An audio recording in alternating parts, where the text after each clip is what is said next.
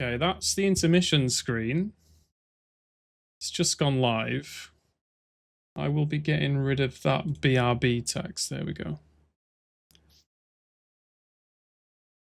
I don't think there's going to be many intermissions, to be honest, because we're just going to be game reviewing and then playing.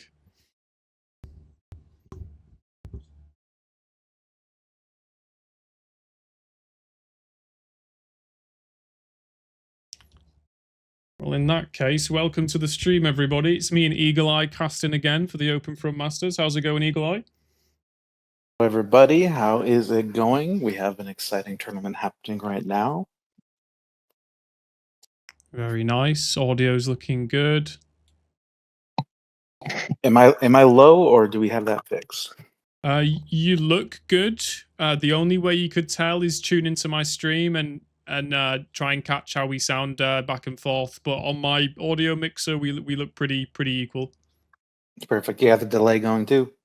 Yeah, 60-second delay. Beautiful. Nice. All right. But yeah, yeah. This is the second beta tournament for the OFM relaunch. We have a new feature we're testing. It's the Doomsday Clock feature. Very much a very interesting idea we have here.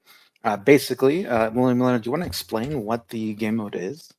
So the Doomsday Clock is basically a timer that ticks through the game. And as the game progresses, the minimum size threshold, so the minimum size you're allowed to be, also increases. And if you are found to be below that minimum size, you are basically not kicked straight away, but you're basically destroyed. It means that people have to keep pushing, have to keep expanding through the entire game, forcing players to play aggressive and to make decisions rather than just island max or just do nothing. Is that? It is. Yep. That is exactly right. The goal is to force players to keep moving so that we can end the games quicker. We have a lot of potential options for stopping the stalemates. The stalemates really kill just all the excitement of the game. And so, we considered things like disabled alliances and adding gold or removing gold from the game. Ultimately, we thought that none of the in-game modes really could help the core game mechanic of the game advance. And so we chose to create a new one, and Zixer was very fast in his work. He was able to deploy it to the game. You guys should be able to play on the main branch on OpenFront.io. You'll be able to actually play what we call Doomsday Clock in your private matches, or possibly soon in public matches. So we hope you guys enjoy that little addition to the game from the OFM side. Nice. So I've currently got the first link up, which is round 1, game 1, Australia. I'm watching it on 2x speed. So as the same as last time, guys, the qualifiers are finishing about now. And so we're going to watch the replays of the qualifiers, and then we're going to live watch the semi-final and the final. That is correct. So right now, I believe you have round 1, game 1 up. Is that correct? I think so. It's the Australia one. It's the first link that was there. That's right. And you can see in the top right, the new addition to the game, the Doomsday Clock. So right now, you have to hold more than 0% of the board. But in a minute and 30 seconds right there, you'll have to own 3% of the board, or else you will lose your troops and become vulnerable. How has the player response been? I've not been looking at it, but if going off usual open front changes, I'm assuming there's some people that don't like change. Oh, there will always be people who don't like change. People are very used to, playing a certain way. And however, this is Open Front Masters. The masters of the game must be able to adapt to any kind of situation that they might find themselves in. True. So as per usual, people who don't like change are not going to like it. But if we look at the results of the games, the players we generally understand as good players are scoring highly and are getting to the end game per usual. So it's not like a huge mix-up to the game type. This is really just enforcing people to actually move. And in this game specifically, we see some interesting gameplay from Space Sheep. who's in the middle. He's number one on the tracker front leaderboard, but he will end up getting into sudden death or doomsday, and then he will need to move to get out of sudden death, and he does end up doing that. You will see that in the middle of the game going on. But it is causing people, another thing that's nice that's been happening is, a lot of times people are holding onto their gold. They're not using their nukes throughout the game. However, they are forced to advance throughout the game. So they're using their nukes. You're going to see a lot of nukes start flying in the middle of the game instead of everyone holding it for the end game. Yeah, I think overall, forcing players to push and be aggressive can only be a good thing. A player that was going to be below that threshold probably wasn't going to go on to do anything major. And without the Doomsday Clock, they would just sit there for as long as possible. With the Doomsday Clock, now the game is sped up, but it at least feels like, from what you've explained, it feels like the game is sped up in like an organic way, and the game develops in a way that it would anyway. That is correct. All the games are still. Last tournament we had 20-minute game timer, right? But everybody was waiting for the very end to use their nukes, and they were just sitting there until the end. However, now that's not the case. People are using them, expelling their resources earlier, and at the end of the game, it's really just a fight for that final few percents while throughout the game activity has been done. So I have a Roy's member in the tournament today. He's not one of our strongest members. He's a young lad, but he was messaging me saying, "Oh, are you sure you want me to play? Are you sure you want me to have the Roy's tag?" He was saying things like, "I'm not going to do very well," and I said to him, "Look, dude, like it's all about just getting involved. It's all about just playing." So hopefully we see him do something. But either way, Absolutely. it's just nice to get people involved. For sure, it is. We want to really improve accessibility to the general player base, and I think it's been doing so well so far. These last two tournaments we ran are the most popular tournaments, open tournaments in history, the biggest tournaments in open front so far, and we hope to continue that and continue expanding that and providing just good gameplay services for our open front players.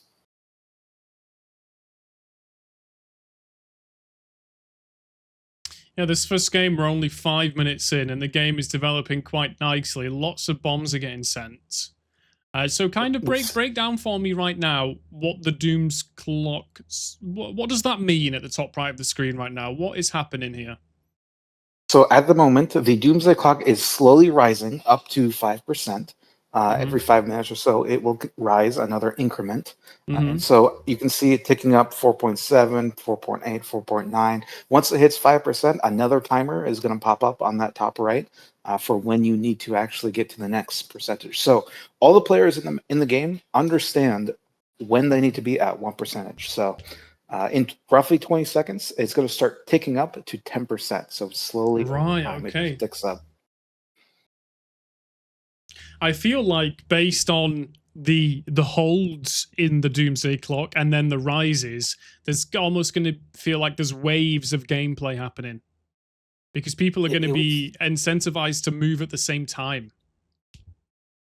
Yeah, that tends to happen. It's almost like you're forcing that. If you look in the right now in the middle, a spaceship has a skull over him. So that skull is the Doomsday meter. That means he's draining troops at this moment. You can see him draining troops, and you see him attack a player who had a defend debuff, and he's just barely under threshold right now. Yeah, he has to get above that threshold. He just barely gets above it. 7.4%. He has to take that nuke land where normally he wouldn't necessarily take that nuke land, just so you can rise above that threshold. I think this could be a very positive development in the competitive scene. Now, I've not read through everybody's complaints. I'm sure there'll be complaints. But so far, just on the surface of it, it feels like it speeds up the gameplay without placing any particular advantage on any particular playstyle. It just speeds it up, hopefully, in a good way. That is what we're aiming for. And there'll be some tweaking involved. We might change the timer just a little bit, or the speed it goes into. But so far, the game results have been good. You see a bunch of nukes have already been flying out. We already have a Merv on the board, 10 minutes into the game. And so people are just actually moving, where before they just didn't. Yeah, it's good. It's really good. So Doomsday Clock is in this game is now at 10%, and you can see off from the leaderboard, the only people in the game are above 10%. If you're below 10%, then the Doomsday Clock is just destroying all of your troops, making you super weak, so that the players can remove you from the game. And That's soon it's exactly going to it. tick. Now it's ticking again. So now Dougie has the skull. Now Dougie has to do something. He's not really in a position where he can do anything. He's trying to take that irradiated land, and it's going to save him for maybe a split second or two, but he's back under. And that's going to be the end of Dougie. And unfortunately, he didn't keep up with the clock. Yep, and then Spaceship. Spaceship also. Spaceship's Now, one thing that's getting. interesting, if you hold a lot of money, you can prevent yourself from being taken immediately, but eventually you're just going to be so weak, the opportunity to take you will present itself.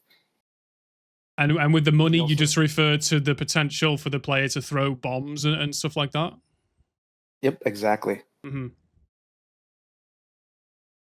So he's gonna set. He's drained completely of troops. He is essentially he's out of the game. He could be a little bit of a nuisance with his nuclear bombs and prevent people from attacking him, which could keep him into the game placement wise, but it will not allow him to snowball the map anymore.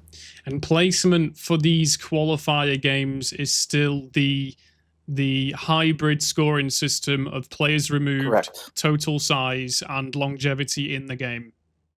And kills, right? Yes, And players kills, yeah, all three of those things, which is really good. So yeah, Spaceship has an incentive to try and stay in. Like you said, he's only got 5 troops, but because of his 42 million gold, he's still a threat. And so people Yep. aren't just full sending him because they will receive potentially 8 hydrogen bombs. You see already some new tech development. He nuked his own land so that he could put a silo in the middle of the wilderness, so that if someone rushes his land, he still has those silos available to instant nuke someone. He's letting everybody know that he will ruin their game if you come for me.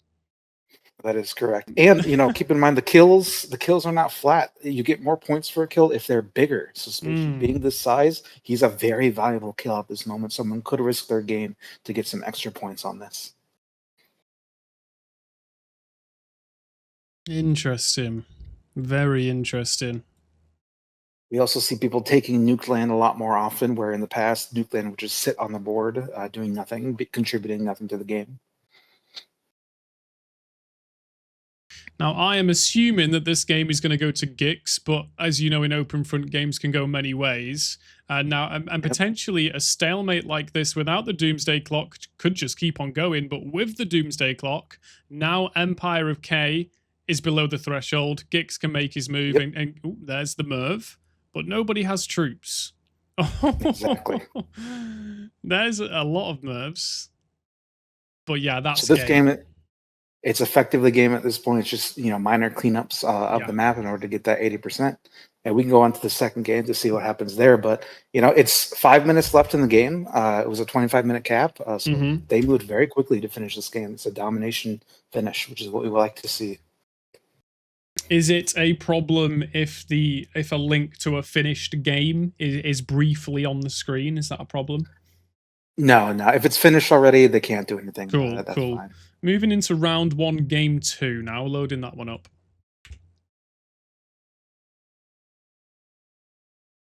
And now that we kind of understand how the games work, we can actually do a little faster max speed to get out of the early game and more into the mid. Was this also Australia? This is the game 2 of round 1, so it's going to be the same map in each round. Right, okay. Just a separate, different bunch of players, right? Correct. This is the split lobby, so this is the second half of players. Okay. So fun watching these games play out at max speed. It's so interesting. It's obviously hard to keep track of, but it's very visually pleasing. We already see, it's 10 minutes of the game. The Doomsday Clock is ticking up to 5% now at 15 minutes, and we have so much movement happening on the board. Yeah, let's see what's going on here. So in first place is this NRV Kasane Tito. Now, again, players could be using names that we don't usually know them by. Yes, so, that one is a known name that Paragon likes to go by. It's an anime name. He likes that stuff. So we have Paragon, Pluto, SMS. We have Ludo, Atreides. We just have a lot of known players. in this, and you can see the nukes just fly all throughout the game. Still 10 minutes left, and people are expending their gold. It's not just a Merv stalemate endgame.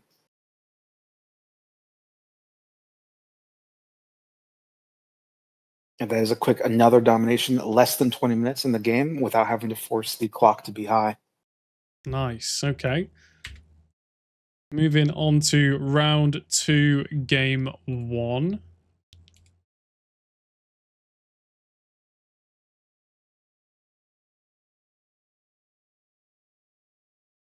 I'm cheesing maxing it. Says round 5 was his best match. Nice. Valgic says that the first game we watched was a banger round. Gonna put this one. Where are we? Okay, this link is still up. Is this max speed or 2x? What's this? Is this live? Looks like it's max speed. It's not live. I'm guessing there's something with something still being open front, not categorizing the game as finished, even though it is. Right. Okay. Sometimes there's some open front technical issues to have. Yeah. But this game is very interesting. In the end game, there ends up being 3 players, and 1 player will end up being in Doomsday the entire time, which is super interesting. But we have Aki and Ramen, 2 of our Japanese professional players, part of the Zev clan. They end up taking the game and putting it in this kind of a deadlock stalemate. Both have 40% of the map. And just like in previous games we saw, they are motivated to actually keep moving and keep making the game operate. We never saw Mervs like that in last weekend's tournament. Nowhere near this level of bombs. Definitely not, and it's really nice to see players expend their resources. So you just said these 2 players were Japanese players. What clan did you just say they were part of? The XEV, the Zev clan, is pretty much the elite Japanese players. Right. Okay. It's been very unfortunate that, like, time zone wise, there has been no good Asian time zone tournaments. However, we will likely try introducing more tournaments for their time zone in the future in OFM, just to try and capture a bit of that player base. Yeah, definitely. It has to be done at the right time, because we don't want to split the 1 player base into 2 smaller groups. We have to be sure that that time zone group has enough players to support itself. Exactly. And so far, there wasn't previous Asian support a lot in the competitive scene. We hope to be able to provide that so that they can actually participate in our beloved game on a high level. So Ram Raider 24/7 says, is this a tournament? This is the OFM tournament. It's a free-for-all tournament. It is too late for you to join in, but there's tournaments like this happening all the time, Ram Raider. And you just need to join the Open Front Masters Discord to get involved.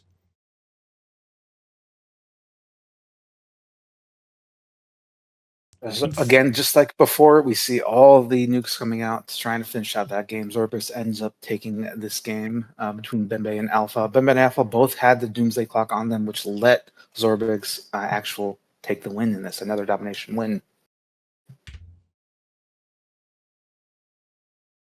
Unfortunately, it doesn't look like the website is going to let us watch these games at 2x. Classic. You know what you could do? You could use the replay analyzer if the game has technically ended. That might be able to the tool that Flowpenguin used. Do you have that bookmarked? I don't know what you're talking about, but you could send me a link. Oh, I will send you a link right now. So if a game has officially ended, so a win screen has popped up, you can open up that tool. You can put the game ID in that tool, and you can watch it. Right. Okay. Let's have a look. So next game should be a Middle East game that you'll be able to play. NDG tag. NDGW7UGT. And I can ignore the question mark, I assume. Replay ready, redirecting. Oh, nice. This should allow you to pause the game if there is a win screen that popped up, which it does. Perfect. Nice. Really nice. So this is Middle East round 4.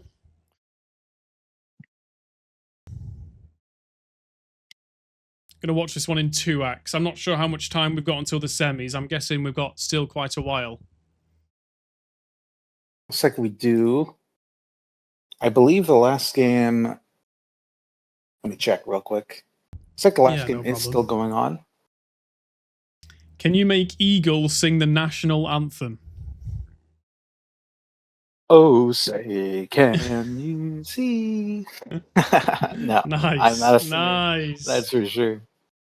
God bless America. America's birthday, 250th birthday today. Yeah, the day you guys broke free. God damn it. uh, Melon the says, "Hey, biggest. millennial, how you doing? I'm doing good. I'm sad that Eagle didn't sing the full national anthem there. I was ready for a full rendition." Well, I've got to have the flag on screen for me to do it. Yeah. Unfortunately, we don't have that right now.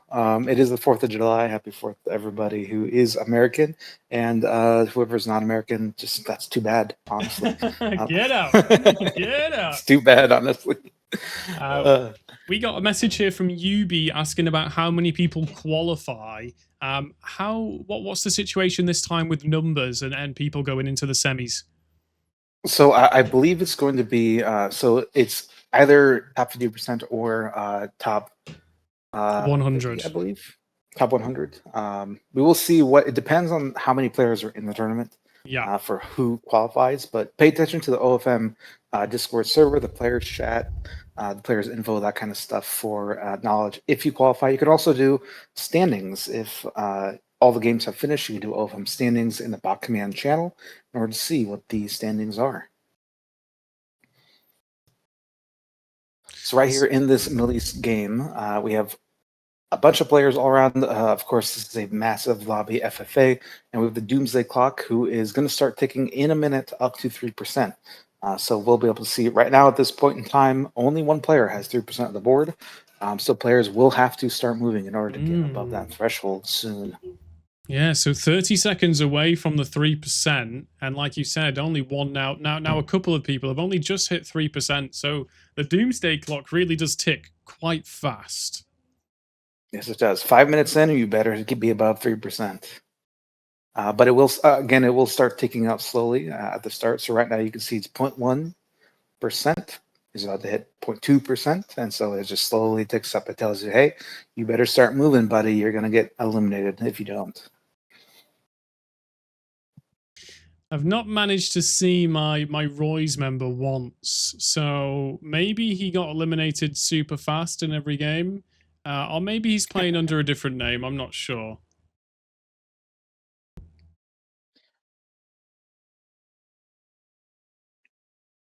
Right, 120 participants, so 60 going into the semis, and then I'm guessing 30 into the final.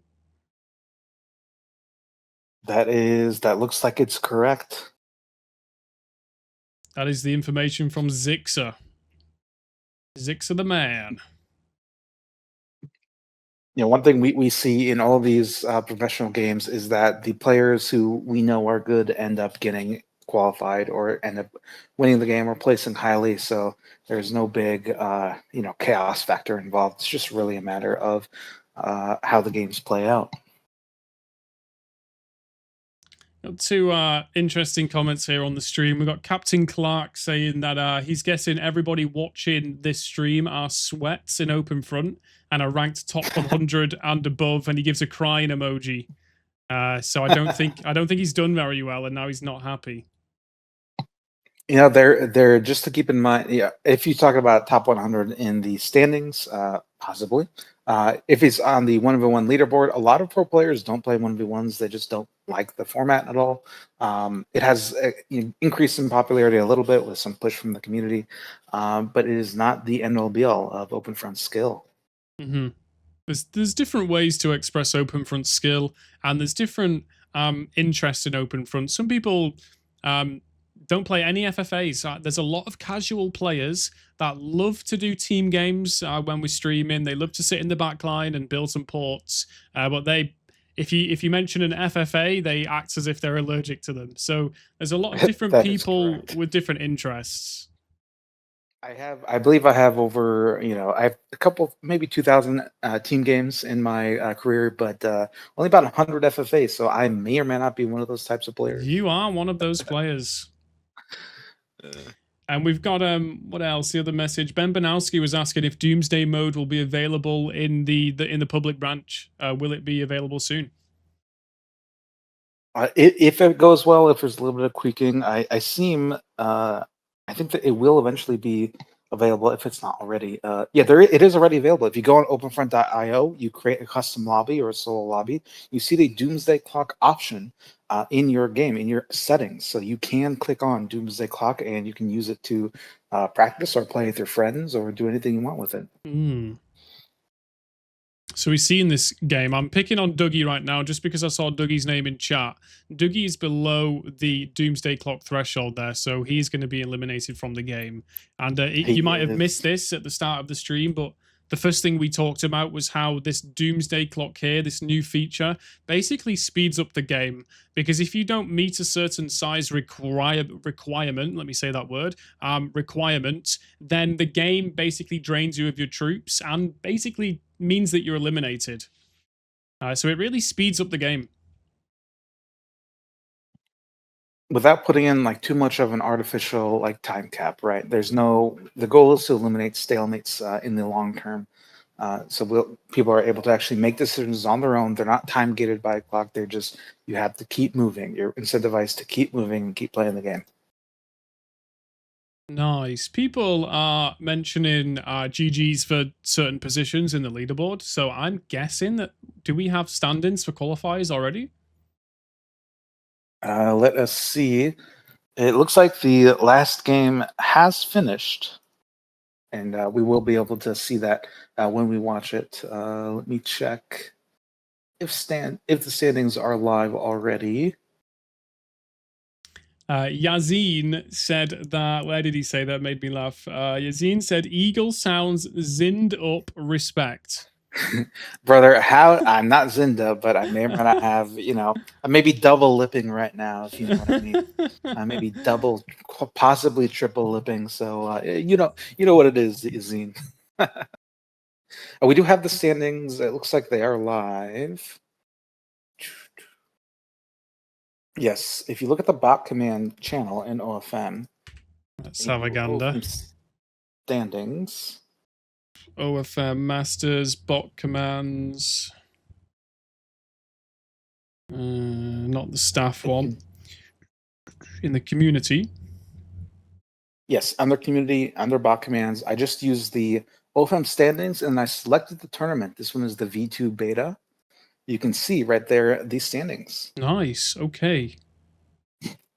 Is there a way for me to full screen this? Probably not. Am I okay to show this on screen already? The standings? Yeah, I think that is. One thing that does happen is that we verify the games secondhand, so there might be some variation, but overall, this should be accurate. But those are the current standings, and you can see just generally who is going to be in the game. You can actually also on the bottom where it says overall, you can click on the specific games, so you can see round one, game one, round one, game two, and the other rounds all throughout there. You can select each individual standing, and this is all available on the OFM Discord in the bot commands channel. You can use this. Okay, I'm getting a call there. I'm going to ignore the call. Thank you, Yazin. Okay, should we pull up a link for another game, or what should we do next? Yes, we should while we wait for the next games, the semifinals to start. We can open up the gateway to the Atlantic game, or the Strait of Gibraltar. The Strait of Gibraltar, it looks like. Round 5, I think.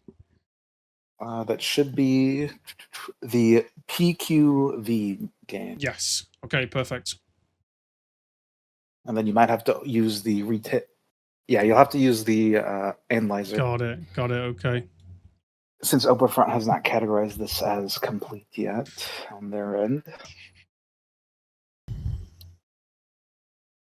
It's a good job that I'm a master of technology.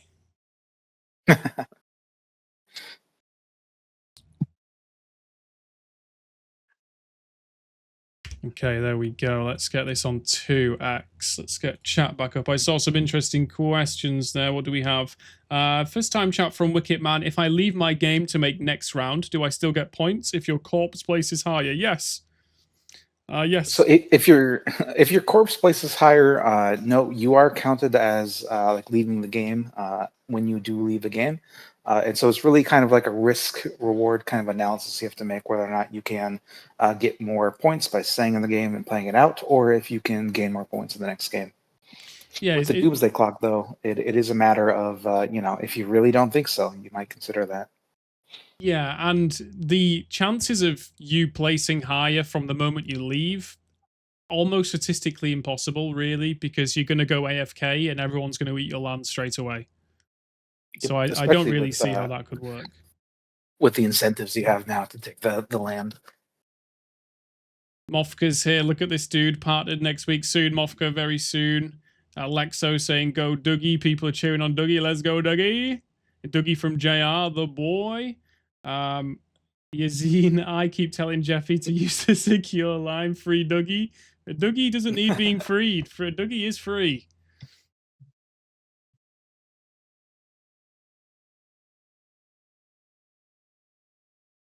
So this is round 5, Straits of Gibraltar. We're watching the game on 2x speed. The top 60 players from the qualifiers will be playing one semi-final, one FFA against each other. And then the top 30 from that game will go into one final where the one winner of that game wins the entire tournament. So the stakes are high. The stakes are really high. That is correct. And assuming there hasn't been no big technical issues so far, cross our fingers. If there are no technical issues, these will count as qualifiers for the major also. Nice. So we will see a lot of players actually qualify for the major, hopefully. Nice. Assuming that nothing happens. Assuming everything goes smoothly. Boba says, so does placement give score or just kill? So your placement is based on how many people you killed. It's based on how big you were at the end of the game, or is it any point in the game? I believe it's final placement and it's kills. And so if you kill a player who's big, that is awarded more points than if you kill a tiny player. And also how many players you survived longer than in the game. Yep. Correct. Yes. So there's a few different factors, Boba.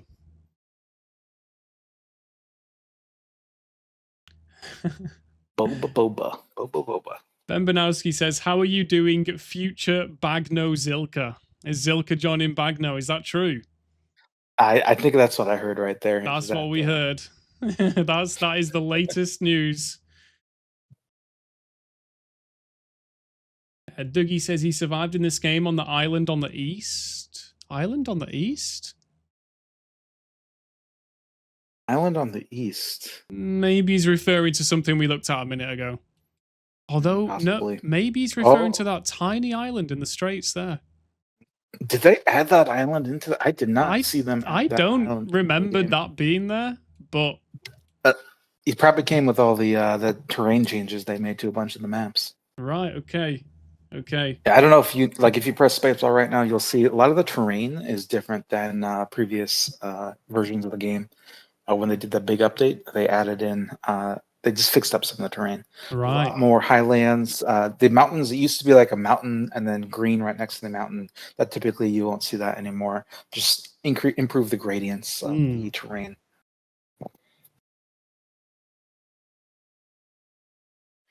Eagle is the biggest open from. I am the biggest, if you know what I mean. I am the biggest. There is that.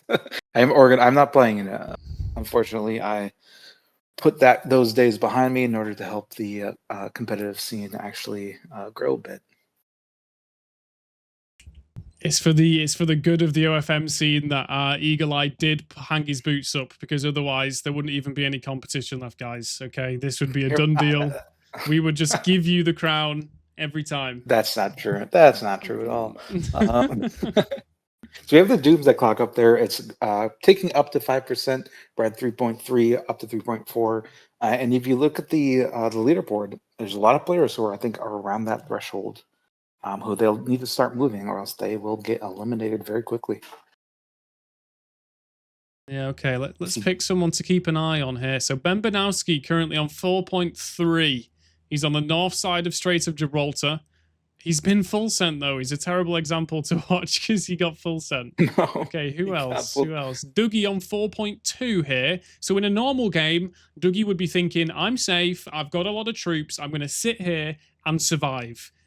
Dougie's thinking in this game, he's maybe not going to win the game, but he's going to try and survive as long as possible. But because of the Doomsday Clock, as the threshold passes his troop cap, he has to do something. And he fires a bomb and he dies.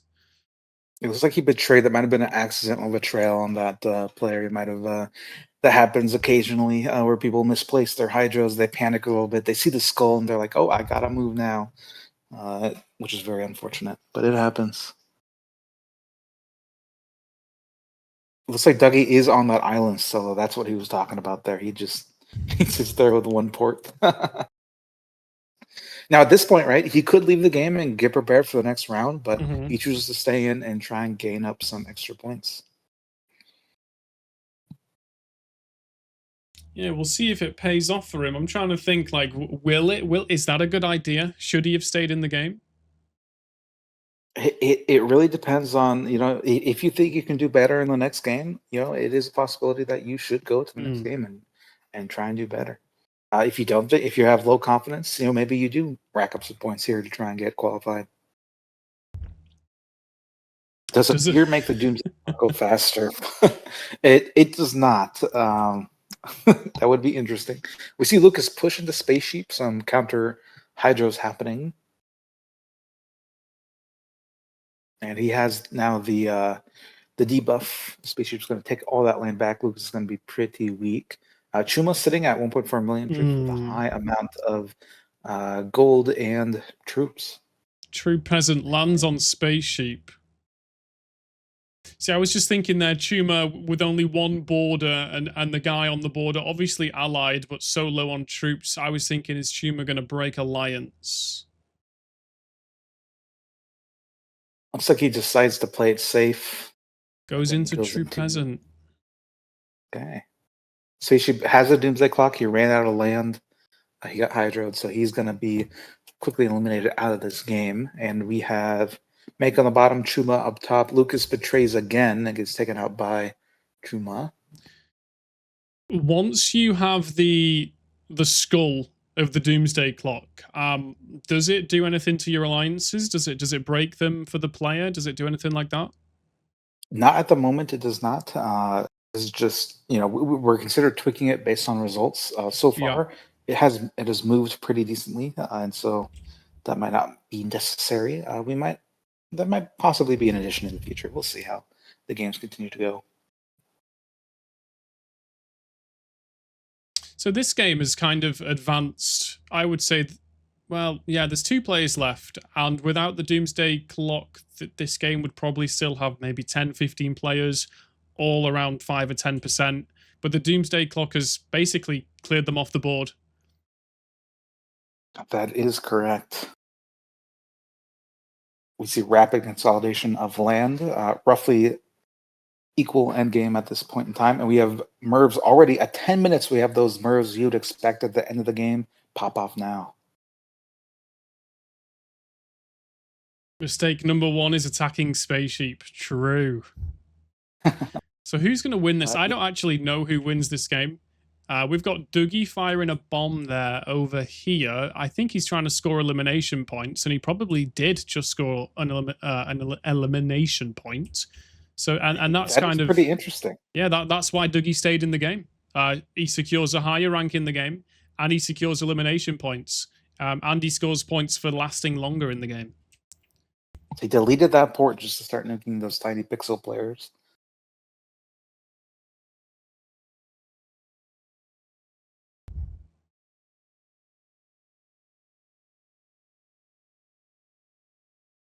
Semifinal will start soon, it looks like.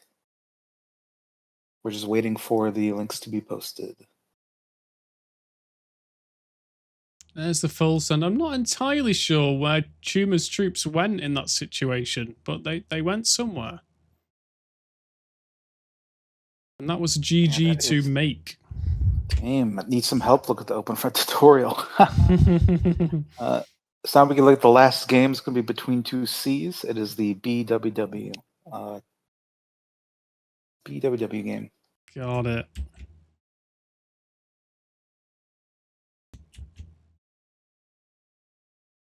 Between two C's, and this was the last qualifier game, yeah? Okay. I'm going to leave this on 2x. Max speed. Okay. Into the mid game right here. Probably like 10 minutes in at the 15-minute counter, you can probably go back to 2x.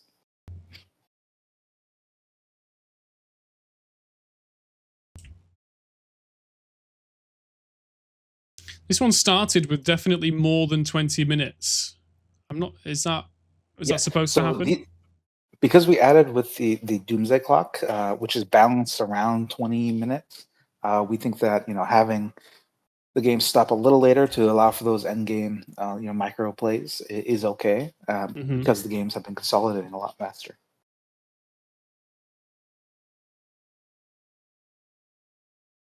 So Zorbix. Dougie has discovered the tech. That means he's figured out the new meta already. Interesting. There's going to be a lot of new meta stuff popping up.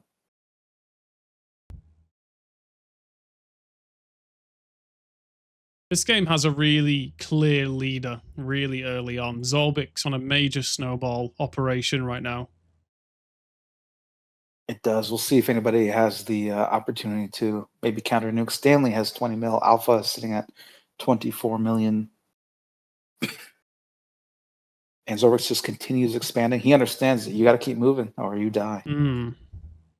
Would you say that, here's me theorizing again about metas, and I always ramble on about metas. I'm sure people don't like it, but I like it.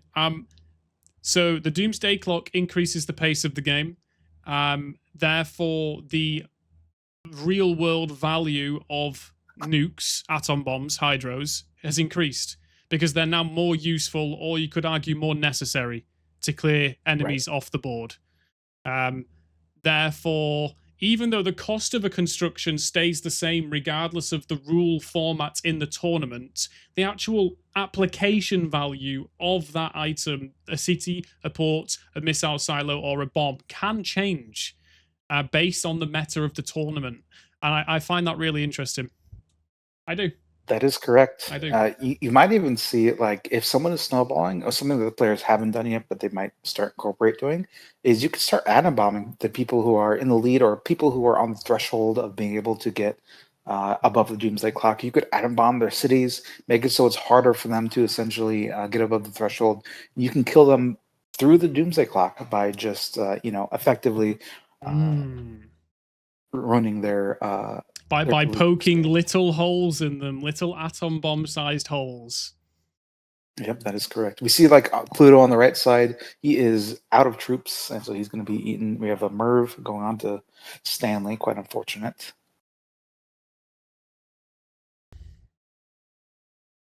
Yeah, I'm kind of... What you said has took about 20 seconds to sink into my brain, but I'm kind of fleshing the idea out in my brain that you could push the enemy below the threshold with a few bombs. And that's really powerful. That's really powerful. You don't need to invade. If you poke enough hydro holes in them and put them below the threshold, instantly their troops start to just evaporate. Exactly. It makes bombs a lot more valuable than they were in the past, which is, I think, why we're seeing the bombs come out a lot faster. Yeah. And when bombs become more valuable, SAM sites become more valuable just because they are the only counter to bombs. Potentially, if you're small enough for a SAM to actually cover your land. Yeah. Do we have a link for the semis? Just checking. Don't want to miss anything crazy. I haven't seen a link up yet, but I've been told it is a few minutes coming. I believe they're probably just checking. They like to make sure the games are actually scored correctly, so we don't have any people who didn't get in, who shouldn't have, or who should have qualified and did qualify.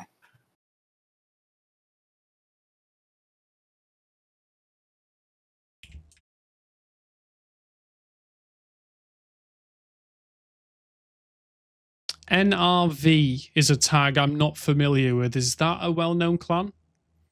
So that's just a bunch of friends who play. It got a couple UN guys in there. Got a couple of cross. It's like a cross clan little group of friends who play. Okay. We'll see like Whalefall and Paragon and stuff on that.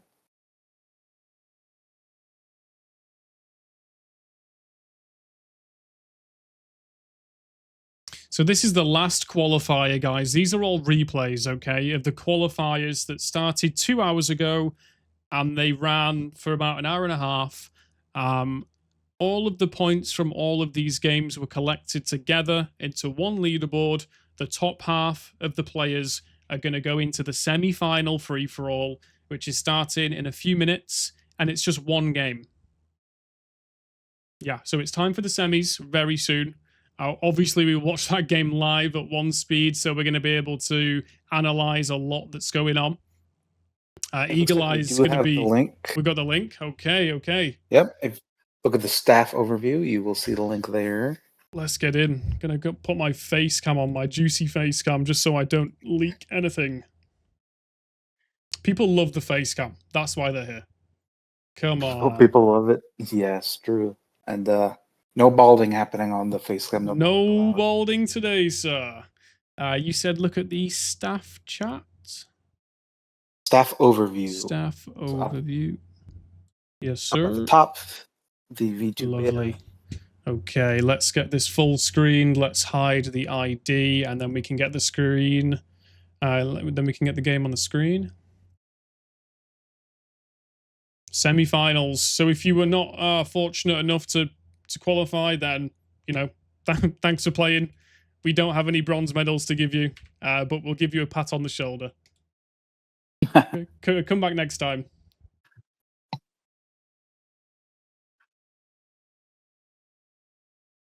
So we got 3 minutes, 30 seconds until this game starts.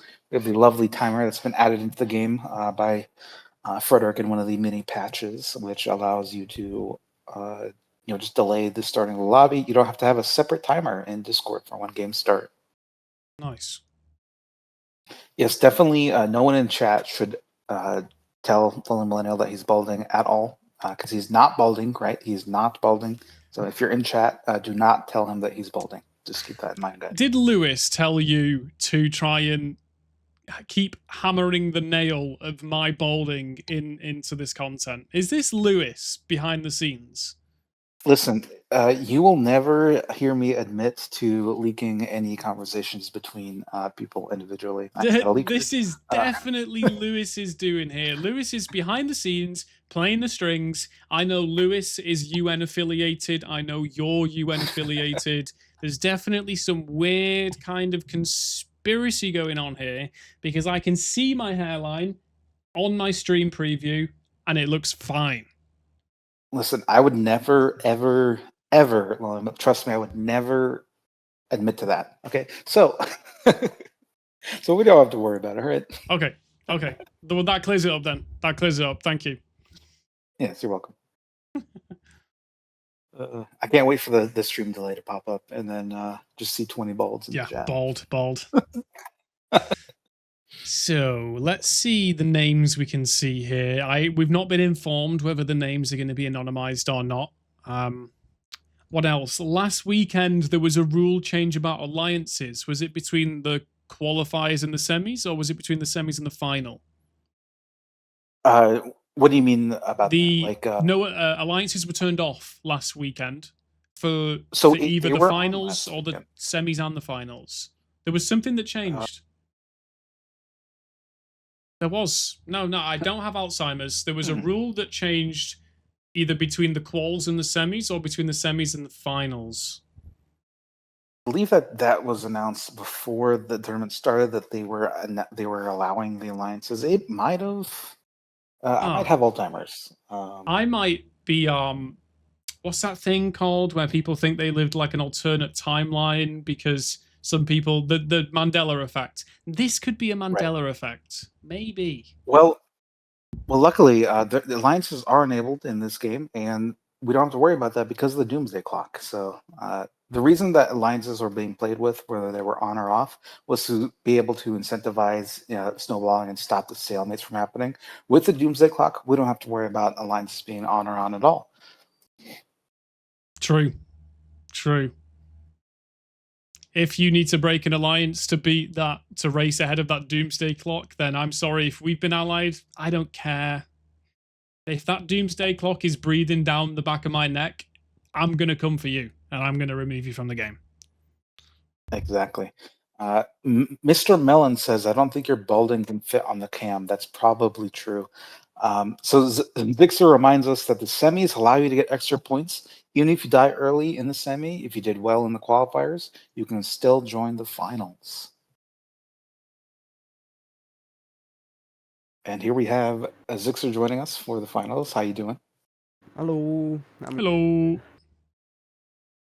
How are you? Very good. Let me turn you up a little bit. We have the game start. We have Zixer and his monkey in the chat now.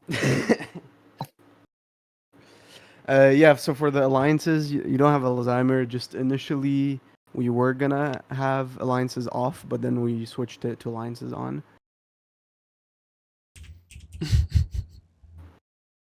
And yeah. Am I reading from a script? I am reading from a script. Everything I say is completely ChatGPT scripted.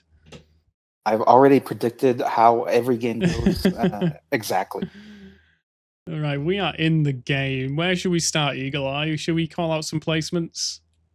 Let's look at the corners first. We have some interesting plays in the corners that can happen. So you have this Freddy player in the top left. It looks like there's not a lot of players in that corner. SBOS is nearby, Truly is nearby, and Puck is nearby. But that is a huge amount of land up in that corner that Freddy will be able to take if he's smart about it.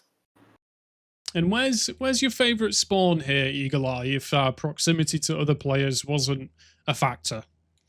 You know, in an FFA, it's right in the middle. It's right in the darn middle, right on those rivers. I love the Greenland. I love being able to boat around very quickly to different locations. And I love being able to have those train lines be set up and ran all through me. I love it when the trains run through me very okay. We look at the top left or the bottom left corner. We have Chuma sitting in that corner in the bottom left. It looks like we have a couple of other players too: Hope Slayer, Drink the Dolls, and we have who's that guy on the bottom? I think it's Ziad. So we have a couple players in those corners sitting there. So we have a couple players in those corners sitting there. When we look at pretty much the bottom right, it's going to be Bembe and Zorbix, and looks like another guy is sitting there. He might get cut off. Geographic Edits. That's an interesting name popping up there. And Mousky. Mousky was in the chat earlier, so he's in the semifinals. Lovely. Moving into the top right, we got Whalefall, who goes by a different name in Twitch or something. Is that Revenflock, or am I being silly? No. Whalefall is Whalefall. He's a unique individual. Got Globby there. Soviet Romanum. We got Zulu, SMS, Gix or Jix, Sorrow, Ing Sok. Ramen was potentially that Japanese player that you mentioned. Yep. Next to Aki, Japanese buddy. We'll have to keep an eye on that. Yeah. So far, SMS with the crown in the top right. We do have some interesting things to note. Like, there's a lot of players who are not going for port economy. So you can see in the middle of Arabia, they're just sitting in the desert, little desert boys. And so I should expect some train lines popping up very quickly. We already have some from the Meow Meow player, Cat Island. In order for them to generate some economy. Keep in mind, if you are stalemated out of a position, the Doomsday Clock is going to come in and it will eliminate your troops. You will get eaten up pretty quickly if you don't expand. Mm-hmm. And because of the Doomsday Clock speeding up the games, would you say there's any impact on the decisions players make in terms of economy? The port to factory pros and cons, would you say there's any change to that, or does that still stand normal meta? Well, the reality is, if you are forced to use your nukes earlier, you don't have as much opportunity to build up your economy as big as you might see in normal games. And so you're going to see slightly less economy in the end game. The decision of ports versus trains is that's a pretty tough decision to make. Obviously, if you don't have any ports, you are going to train max at the start. But ports do still make a lot of money in OpenFront. In this current version, the ports are still significantly better than trains. Although, if you have a bunch of people building up that infrastructure at the start, that may flip realistically. Pre-recorded stream, scripted conversations, no balding, great content. Thank you, Yazine. Looks like we have, we forgot to run adverts real quick before the semis. We'll work on that. Sorry, Yeah, we'll guys. definitely get that between the semis and the finals. I'm sorry, I forgot about that. It's a Yes, good job we'll that it finish happened with it. here in the early game. Yes. Yep. We have the Doomsday Clock is going to start ticking up in 15 seconds. So again, around this time period, we have a lot of players around 3%. So those guys are going to be feeling a little safe, but they will need to start moving for the next tick up soon. So it's going to start rising. We should maybe keep an eye on people that are going to be affected the worst. Obviously, these guys below 1% are probably being eliminated as we speak. Yeah, Pyrrha's going. Next on the board to go is this Meow Meow, but he's already being eaten anyway. Next, we've got Ignis Zolo. He's not currently being removed, so he is in danger of being destroyed by the Doomsday Clock. Ignis Zolo. Definitely so. If he's got a bunch of alliances up, since you're in the game spectating, you can right-click and check on alliances to see if anyone has any up right now. He's allied to a lot of people, so it's going to be tough for him. Yeah, Doomsday in trouble. Yeah, definitely. Doomsday Clock on 1% now. So Ignis in some trouble there. Wally's been removed. Above Ignis, we've got Ralph Cat, who again is very soon, in a couple of seconds, going to be in immediate trouble. And if he doesn't do any cool plays, if he doesn't figure it out, then the Doomsday Clock will destroy him. We do so, just like all those middle players in Arabia who spawned are gonna end up getting removed if they don't move. Then I could stalemate it out. And Ignas has lost all his troops, which is unfortunate for him. One thing to remind the chat is that even if you do die in the semifinal, double check your standings after the semifinal because you might still qualify if your score was high enough during the qualifiers. Right, yeah. So just to expand on that, your qualification for the final is a combination of the points you scored from the qualifiers and from the semi-game. It's not just top 30 from the semi-game, it's points from the semi-game and all the points from the qualifiers. So you could have done really bad in the semi-game and still qualify for the final. And inversely, you could have done really well, but if you did very badly during the qualifiers, you might not make it to the final. Although that's less likely. Less likely because you wouldn't be there anyway. Yeah. So it's ticking up. We're at 2.4, 2.5% at the moment. We have a lot of players in Doomsday right now. Oh yeah, Ramen is about to get the skull. So Ramen, a good player. He's got the skull.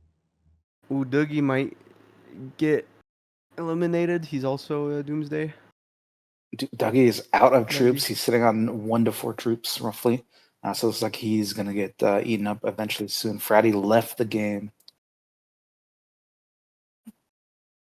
Stanley gets the skull and he's 0.1% below the Doomsday. That's the kind of situation that could be solved with just a small maneuver. Eve wants to trade, is full sending Soviet and might be able to make it out. Oh no, never mind. I just was watching the wrong day. He does not. We have that El Nico guy, who's also in the top right. And once those alliances expire out of Stanley, he is going to just get eaten up very quickly. Yeah. The moment to kind of grab that extra 0.1% was, well, it was before he got the skull on his head, really, wasn't it? But then maybe in the first 5 seconds he had a window of opportunity, but now at no troops, there's just no way. Is there a way he could gain 0.1%? Like other than maybe if some bombs formed an annex or something? You could get more if a big portion of the map is nuked, and then that will gain your percentage up a little bit. Right. Outside of that, it's looking like a bad time for him. He's going to get eaten up right now by Drink the Dolls. So the Doomsday Clock is rising again to 5%, guys. So any players below 5% map control are going to start losing troops as it ticks up. So currently it's on 3.6, which means Ramen gets the skull, but then he full sends space, not full sends, he huge sends Space Sheep, gets out of the zone, but then someone else has pushed him and he's back within the Doomsday zone. 3.7. We have in that top, Zorbix is expanding into multiple people on that top right. They got Doomsday, so they're going to get eaten up.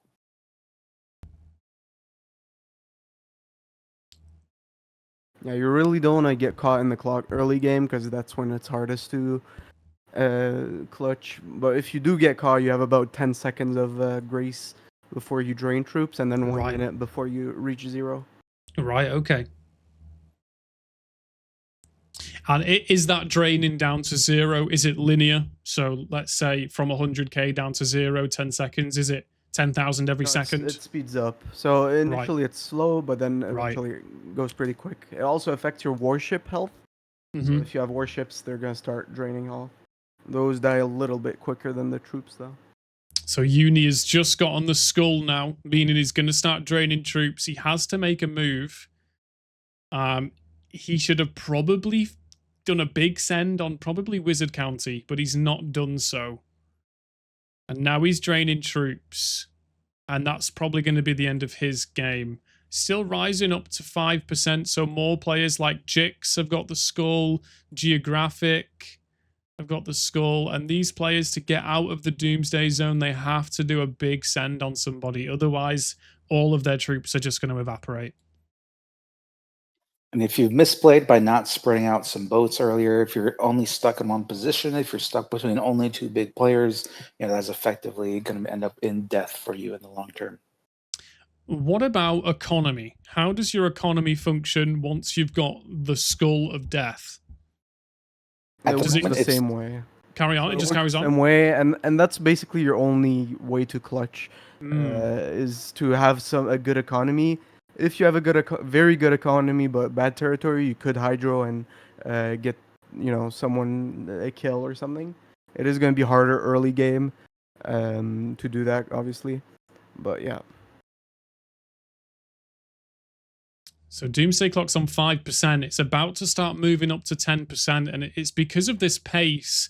This is what drives the games much faster than the games that we saw last weekend, guys. This is what forces the players to make a risky play to stay in the game. And ultimately, this is what we think, as OFM, this is what we think is going to make the games more entertaining and faster for the viewer base. We have an interesting situation with Uni. He's completely drained. He's been on the map for a while. I don't know if he doesn't have any gold either, so it's really just a matter of those alliance timers expiring for him to be getting eaten up. Yeah, so Zwiper is the newest victim of the skull. Zwiper and Uni are really the only players at the moment under Doomsday. However, we have 3 more players, Spaceship, Wizard County, and Drink the Dolls. We're under 10%. It is slowly ticking up to 10%. Zorbix they are going to have to make a move. There goes Uni to make 14. Yeah, he betrayed a little bit too late there. Looks like Spaceship got Doomsday. He had a bunch of his land taken that put him under the Doomsday Clock, and he's going to get eaten up too.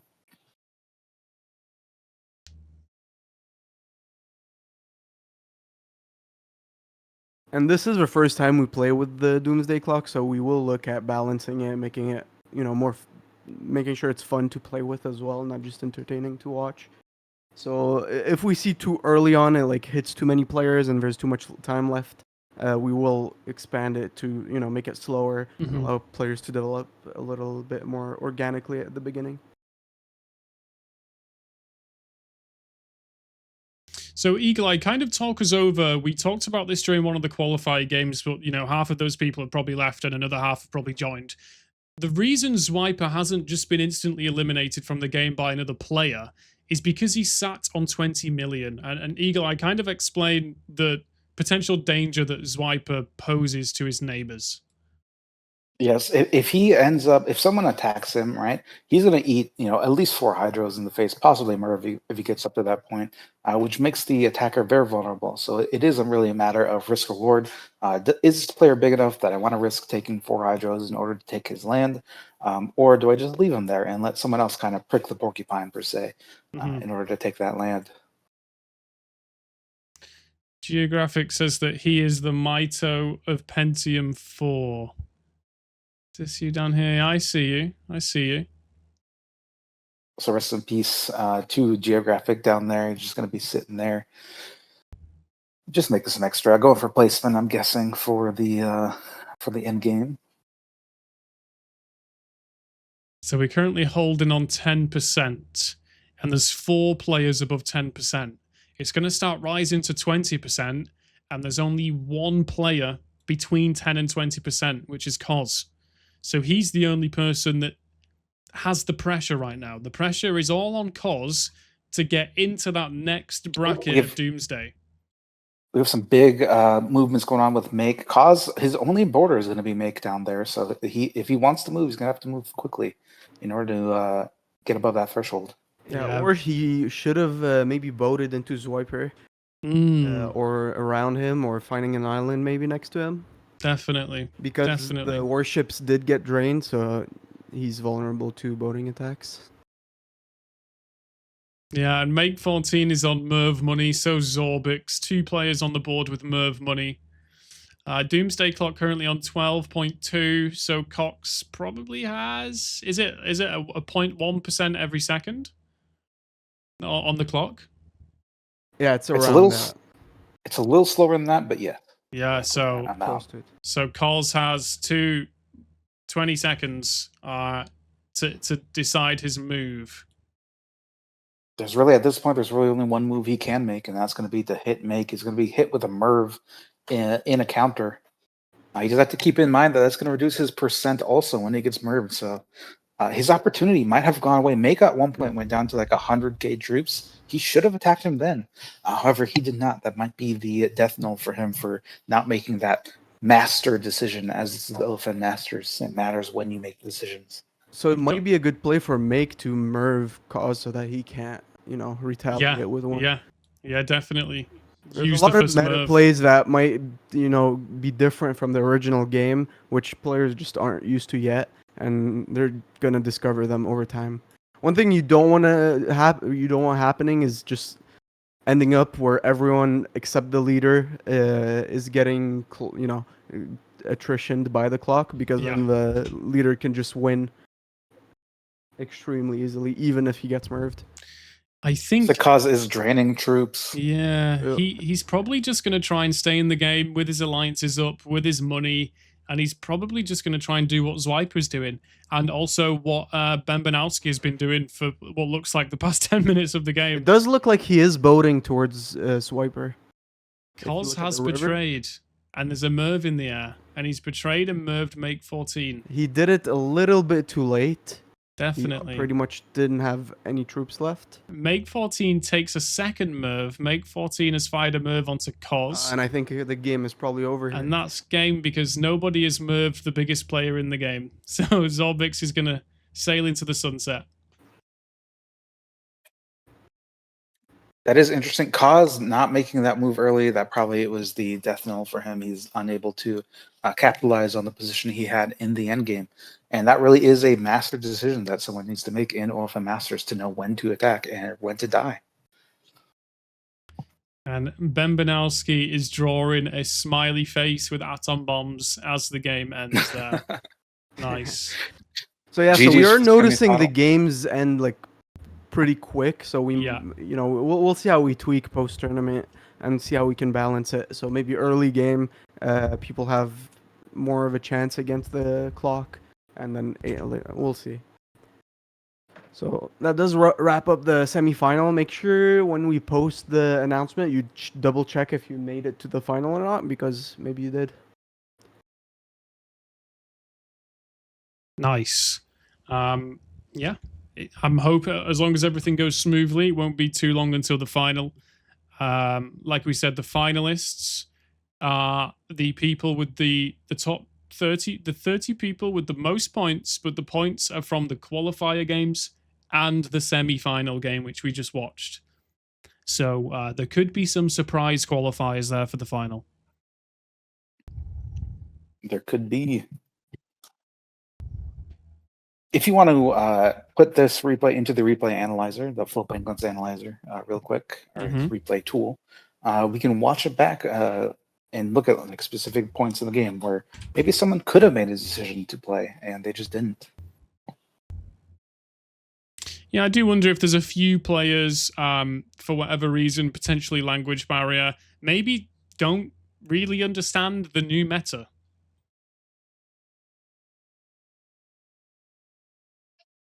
It's possible that some players aren't quite understanding what needs to happen at certain times. Yeah. This is a new feature. Yep.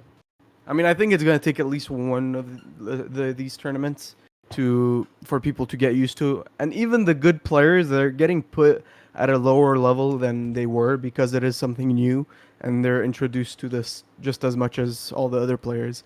And so we might see less skill difference and, you know, some new names showing up in the finalist rounds and whatnot.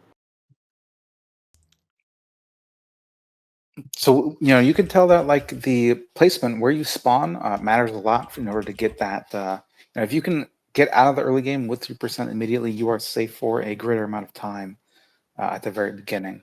And so that might open up some potential spawns which were off meta, which some people may not think were good previously, but have become good now because of the pacing of the Doomsday Clock. I'm going to speed us up until the Doomsday Clock starts ticking and we can try and find some players, like you said, that maybe could have done something different. Let's have a look. Okay, we're on 2x now, and the clock has ticked up. The Doomsday Clock has ticked up to 3%. So Stanley was the big person. They were at 2.9% very early on, and they just didn't make a move in order to get out of that that threshold. Yeah, no move at all, and they were big enough to potentially make a move on somebody.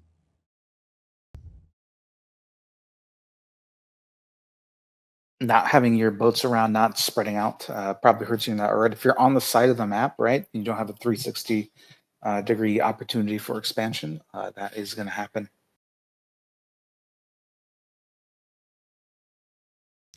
We've got 2 people in chat saying #freemake. What does it mean? What does it mean? What drama is happening that I'm not aware of? I'm not aware of that either. I've been with you the whole time. Should we stay blissfully unaware? I think that is the appropriate response whenever one says free.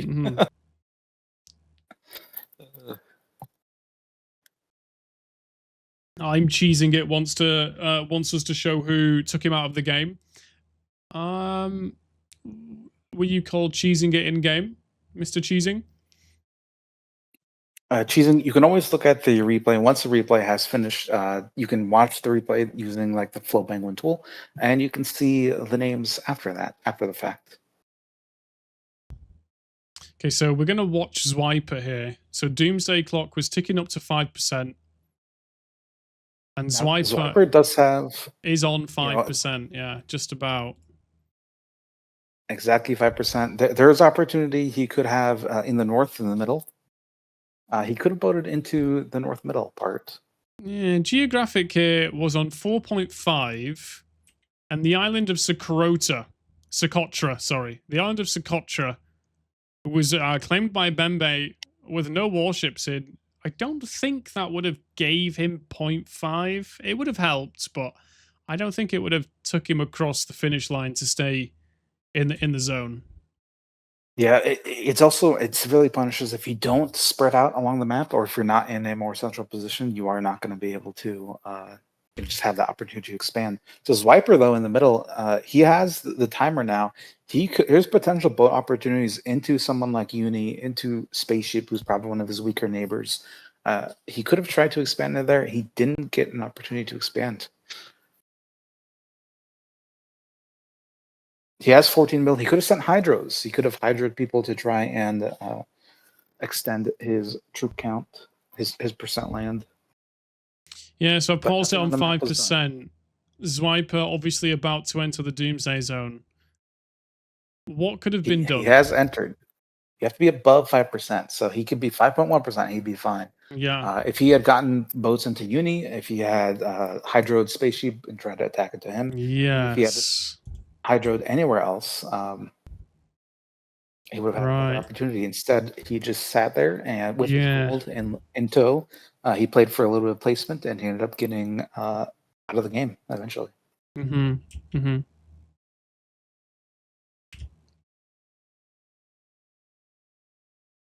We have another player, Uni. Right now, we saw that in the middle of the game. He was just sitting there. So it's likely just an alliance timer issue where the alliances were not removed, so no one could eat him quickly. It is starting to tick up to 10% at this point, right? So we have Wizard, Yeah. Spaceship, and Drink the Dolls, who all will be under that 10% threshold.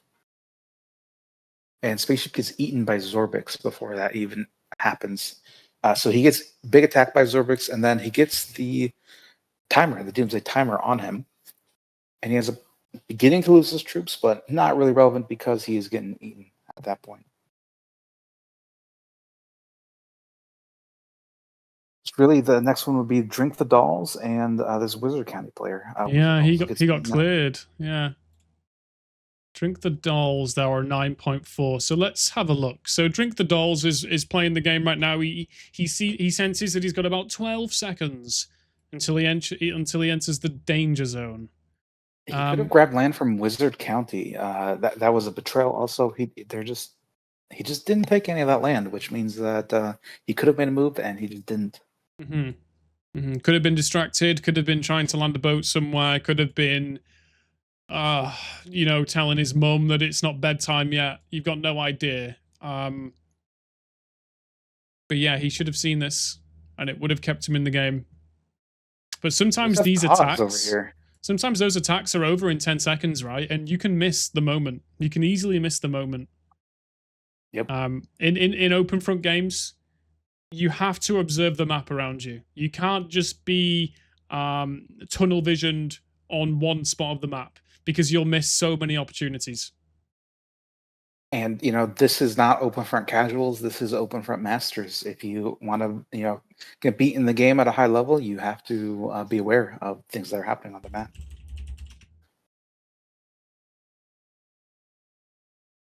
He's got a couple seconds till he gets under the threshold, and he gets eaten up by Pentium instead, and that puts him under the threshold.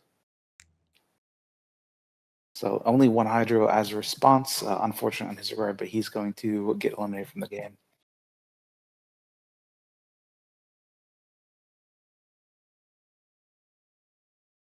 So it's at this point that we consider what Cause did. So Cause, sitting at 15.7%, really his only expansion opportunity is Make right there in the middle. Ozwiper, the river systems are there. He could get to there. He doesn't end up boating onto Swiper at all throughout the game. That is 5% of the land, so it is possible for him to get there. Yeah, you're right. Actually, Zwiper there almost perfectly fitting together with his 15, like a Lego. It could have been the land that he needed. Zwiper was sat on first Merv money, and that might have been the deterrent that Zwiper needed. If there was an alliance, Cos would have had to have broken alliance to then send the boat, which would have made him an easy target for Make. Although Cos was on higher troops than Make at this moment. So what do you think, Eagle Eye? If I was to say, should the play for Cos have been break alliance with Zwiper, assuming that there was one, 1% boat in, and I'm also going to say that Zwiper's likely response would have either been Hydros or a Merv. I mean, realistically, it's going to be very difficult to get to Zwiper. And with his deterrent, like you said, it's going to maybe it's worth it to eat a Merv if it means that you gain more land. However, really Cause's best opportunity is it to Make, or if you get a boat down into Pentium on the bottom left. That's another possible opportunity for him. Keep in mind the rest of the board, right? Make also has to worry about Zorbix, and right, he eats up Pentium right here, basically for free. And this moment here could have been Cos's moment to push Make. Yes, this one right here. I think there might have also been another opportunity where Make sends in, but I mean, this is a huge bit. You could send twice as land. You could hit Make and then Merv Zorbix. Like there is a lot of opportunities. Just make Hmm. any action really. Do Hmm. anything is better than just sitting here and losing the game to yourself. Yeah, because going off the different scoring metrics in the hybrid scoring system, he's not gonna, let's say he doesn't do anything, he's not gonna outlast anyone else that he's not already outlasted. He's not gonna eliminate anybody. He's probably not gonna eliminate anybody. There's only a few people left on the map. Now, actually, let me backtrack. There's a couple of pixels on the map. Should these players have been thinking about atom bombs for some of these pixel players? Players They could've. like, like Bembe on this island down here. From Cause's perspective, even if you could hydro Whale right there at the Mido, you could hydro Bembe down in the island to guarantee higher placement. There's just a bunch of extra stuff you could do Mhm. that are not just sitting there and dying. True, but it's like that meme, isn't it? Every male's fantasy is just to bleed out on like the shore of a frozen lake. That's what Cos is doing right now. True. It's what is that? It's Blade Runners, right? I don't know. I've not seen those films. I probably should see those films because I'm a big sci-fi fan. Yes. It is great kino for all the young men watching. Great aura you could farm by watching those. Big aura. By this point, like with Make having regen his troops, having gained all those structures from the Pentium player that he killed on the bottom, it is looking pretty tough for Cause at this point. And he has, yep. So now the Doomsday timer hits because he didn't make any action at all. And that's kind of what we want to see. If you are in a position where you could do something and you don't, you're going to get kicked out of the game through your own incompetence and lack of move. And this is the game decided moment. And like, if we look at the map before we saw who won the game, Make was on more troops than Zorbix, more land than Zorbix, more gold than Zorbix. Let's check economy as well, so I can add to my argument. Oh, huge twice the size economy, twice the size cities. But we know that Zorbix won the game, right? I'm not going crazy. Yeah, Zorbix won the game. And it's interesting to see how this plays out. So it looks like Cox broke first. Cox broke alliance. Cos broke alliance. Merv's mate. Way late. Unfortunately for way himself. late. Yeah. At this point, there was nothing. There was nothing to win. Once that Doomsday timer was on Cos's head, it's too late. It's too late. If this game, like previous game modes, had continued without a Doomsday Clock, Make would have won the game by far because of his advantage position, and it increases over time due to his economy and his troops. But that doesn't happen. Yeah, Cos lands the Merv on have Make. the final those Nice. registered for the final. Is the link up? Starting it up in about like 5 or so minutes. Nice. Yeah. Also wanted to comment for this game. It's interesting to see because having a position that's more central is advantageous early on to maybe get more land and not get eliminated by the Doomsday. But it's maybe not as advantageous in the late game because you're gonna be the target of anyone who is in the Doomsday Clock and wants to move away or get some last minute land. So it's an interesting balance where if you manage to make it out as someone on the side, you are at a better position. But it's also harder to get there. I would say Make was unlucky in this situation. He received the first Merv from Cos. You can't blame Cos because Make was his only neighbor. But Cos wasn't going to win the game. Cos was already on 10 troops. Cos Mervs Make. And then Zorbix just takes the opportunity, lands a second Merv on Make, and Zorbix takes the game, even though Make was the stronger of the two leaders in the game there. Pretty interesting finish to the game.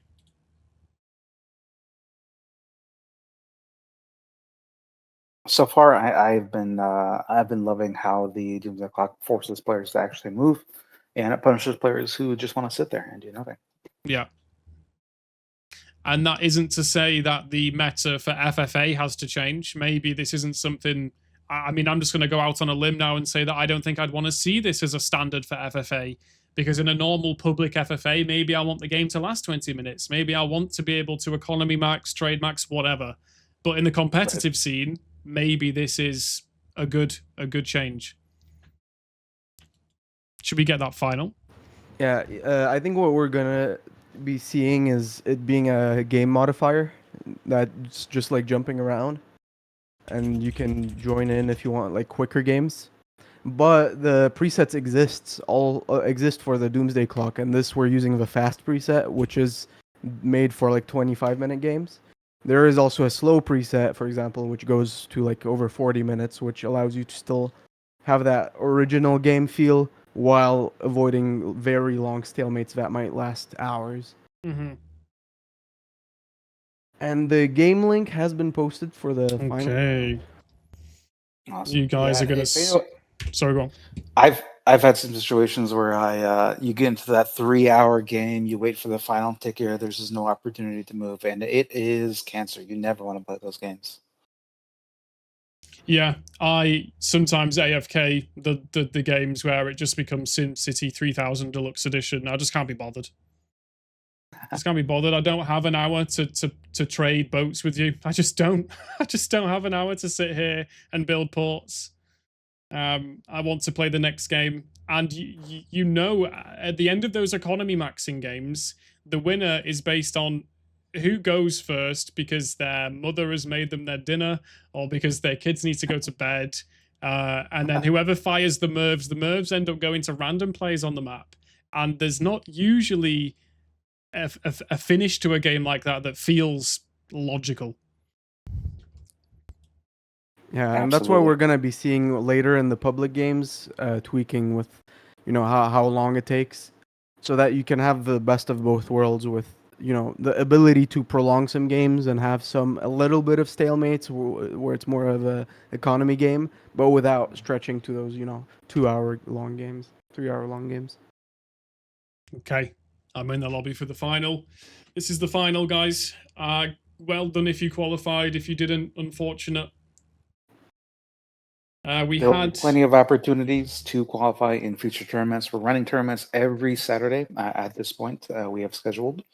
And so just make sure to pay attention to the OFM Discord, be active in it, look for the registrations for future tournaments. And the qualifications for the majors are going to start being calculated, so you'll be able to know if you are qualified for a major or not. Nice. No technical issues so far, Zixer, if I am correct. Looks like this will count. Yeah, for now it's been very clean. I didn't notice anything.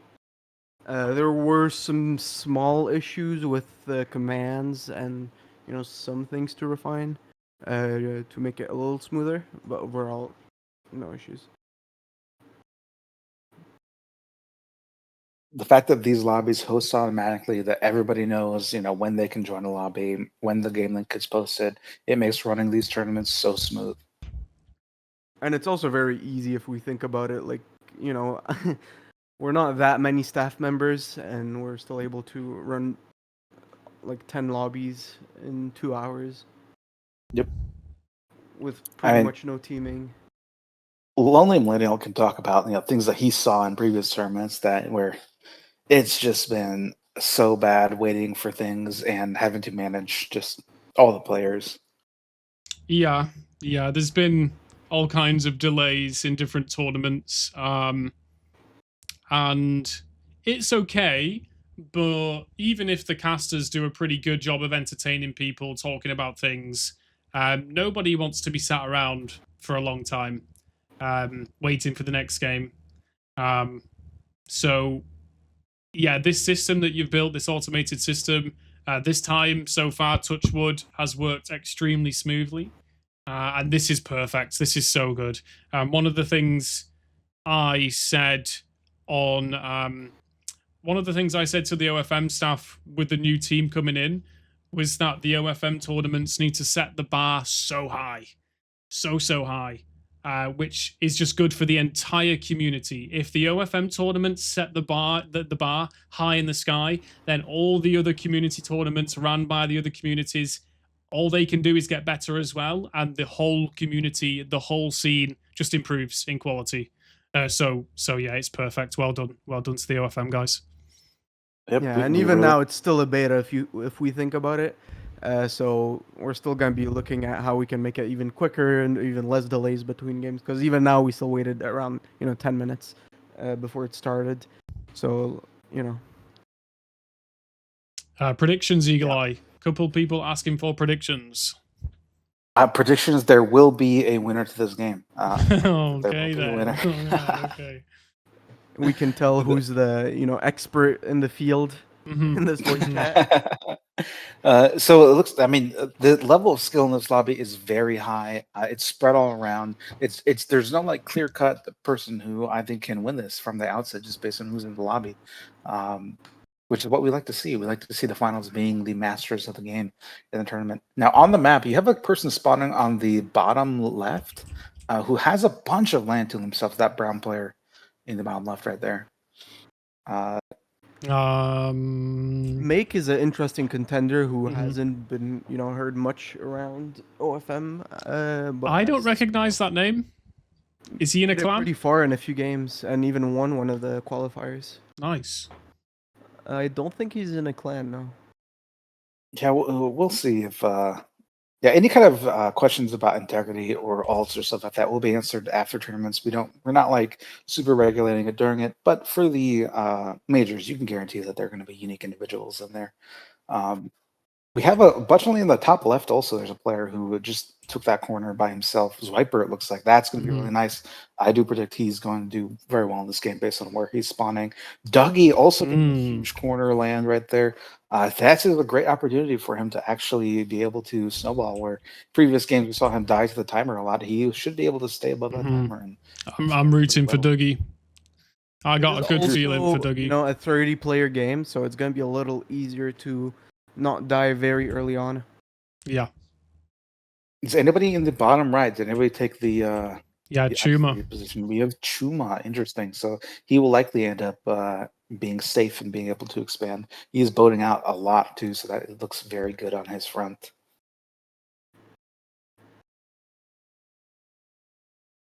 I thought this player here was a Nation, the classic Nation role play LARP.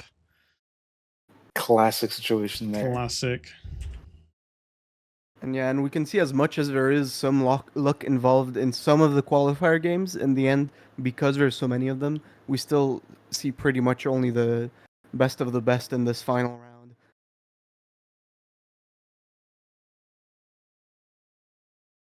So some noble player, Ducky has gotten that huge cutoff in that corner, so he's going to be quite big.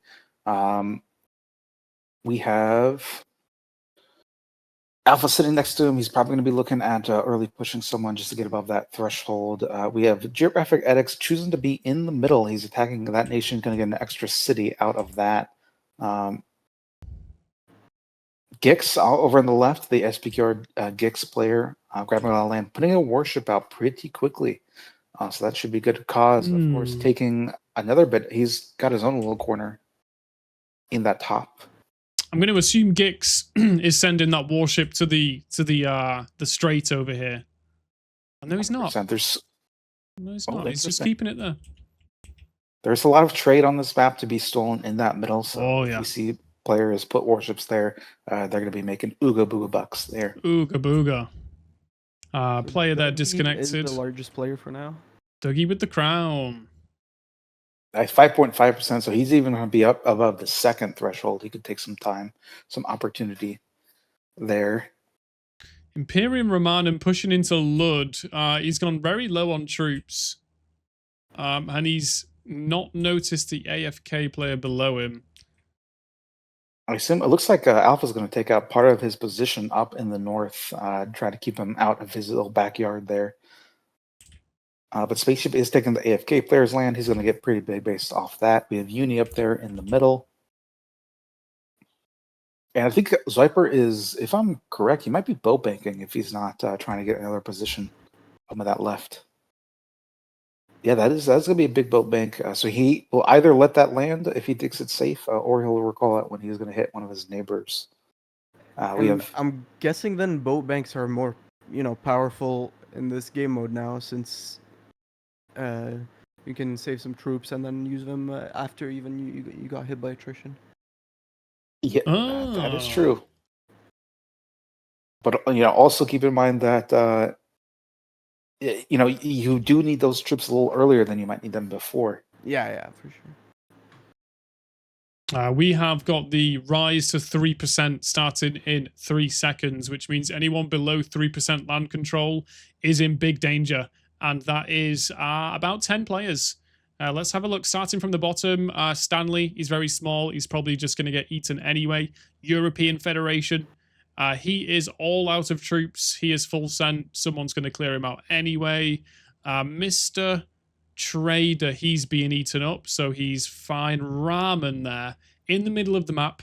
He's not in immediate danger. He's high on his troop cap. He's safe. He's probably got alliances, but in 20 seconds he's going to get the attrition of the Doomsday Clock. So he has to do something. Unlike the last map, this map's quite open, right? You can boat around different places. There's rivers. It's a very open map, which means more opportunity to save yourself from the attrition. We do. We have Gix getting eaten up on that left side also, so he's going to fall below the threshold also. We're at 1%. Mr. Trader is going to fall below that threshold right now. Drink the Doll is also in danger. European Federation, we mentioned he's low on troops. Rahman's sitting at 1.9%. He's got to make a move also. Yep. He's getting eaten up by Alpha. Imperium Romanum has betrayed and been cleared from the game. Ramen's getting cleared from the game. Doomsday Clock is on 1.5. Drink the Dolls is next to be affected. Drink the Doll sat up with her with like 4 or 5 defense posts. Like that is, he was really worried about that, and it's not going to matter in the end game because he is going to get eaten. Looks like SPOS is going to end up taking that. Paranoid is getting eaten up. Paranoid, right in the middle by Globy. He's getting destroyed right there. A lot of juicy land there. Yeah. Everyone's getting piranha'd. So he's going to end up falling below that. That's a wild annex, though, by Globy on that right side. That is unfortunate for Paranoid. Dougie has betrayed. Betraying into Globy. Interesting choice there to betray into Globy. He's going to be eaten up by Zorbix. Yeah, I don't know that. He wasn't in immediate danger of the attrition. That much money. He was very good in terms of attrition. He might have thought that, if I start Piranha and Globy, then these other players might jump in. That is not the competitive mindset. That is not what people do in these games. So I'm thinking maybe he misclicked. Maybe. Rising to 3%. Bembe. Because he was quite, he had a good position. Definitely. Bembe is now, with the attrition, he's got weaker neighbors. The full sent should have happened 10 seconds ago, but it didn't. He didn't. He's going to lose his opportunity. He just sat there. He tried to go eco. He's building a silo now, but unfortunately, that's just not going to be enough. He did not make a move on any of his neighbors or around anywhere. He's going to end up dying there.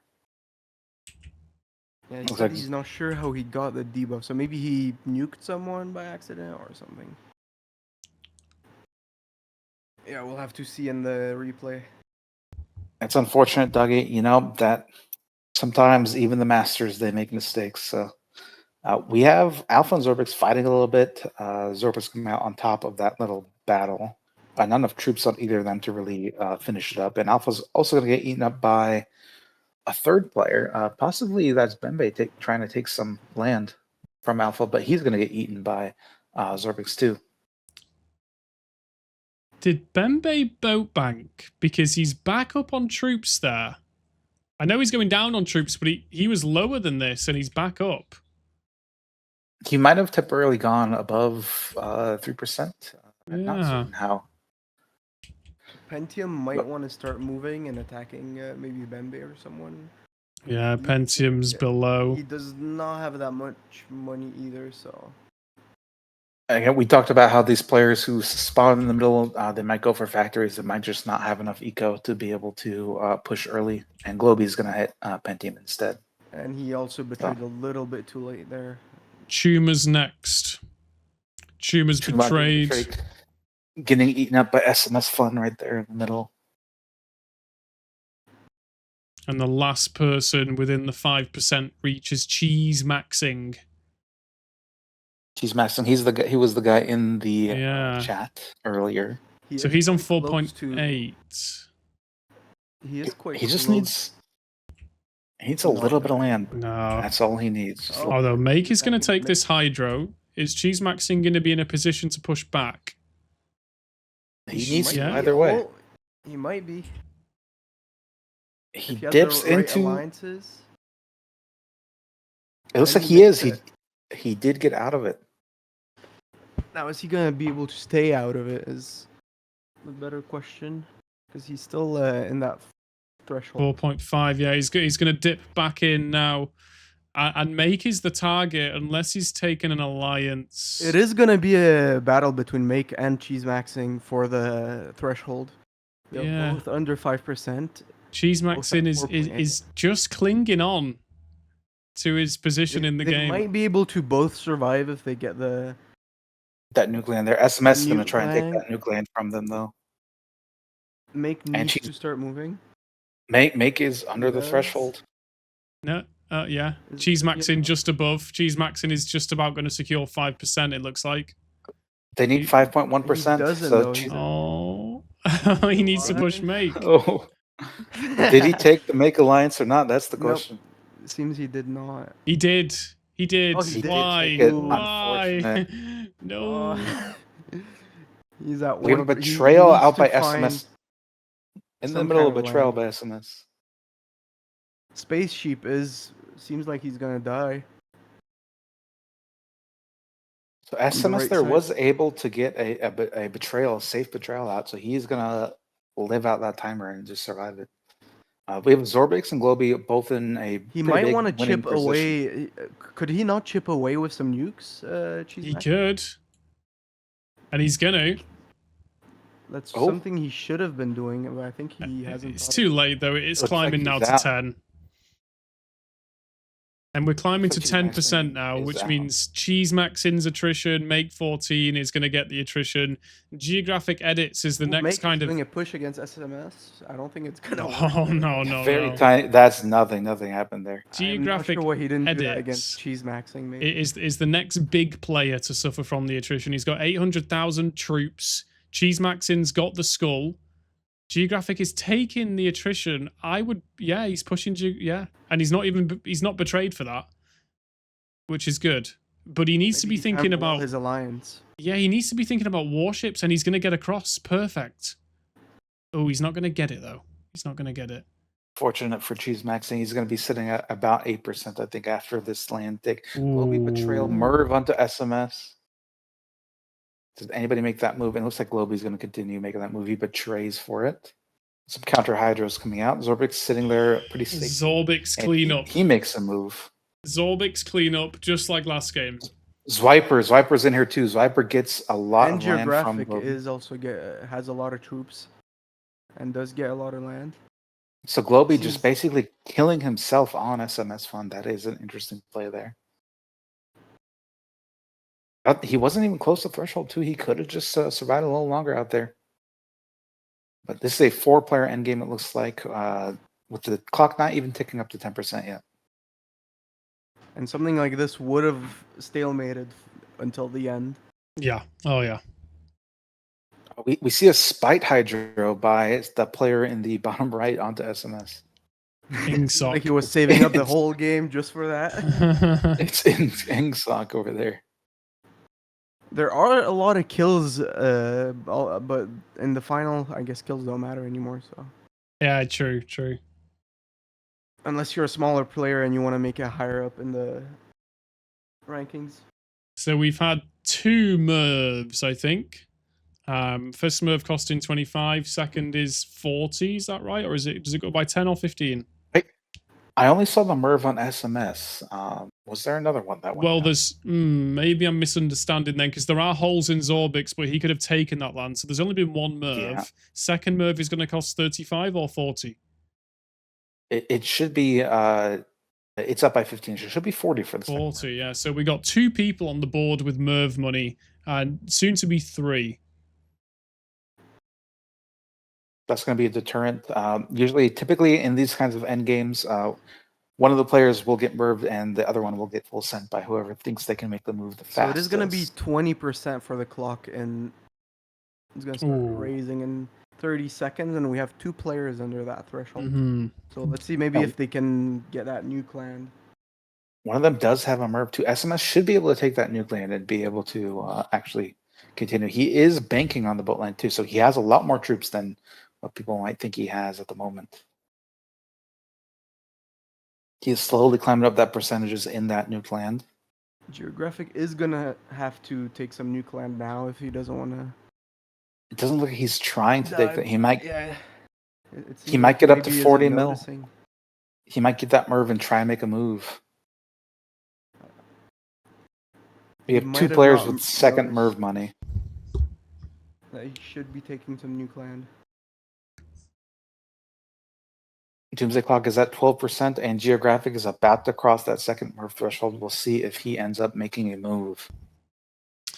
Geographic of all the players is in the most danger of the attrition, so is he going to be the person to fire the Merv?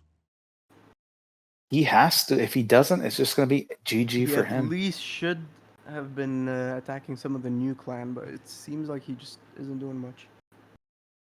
Yeah, he's only got a few nuke land craters there that he could boat onto. He is kind of a newer player in the scene, so he might not understand that he needs to keep moving in order to survive. SMS sitting at 19.8%. He just needs to take a little bit of nuke land and he'll be fine. 5 seconds until Geographic edits starts losing troops. So let's see what happens. There it is. Interested in seeing that.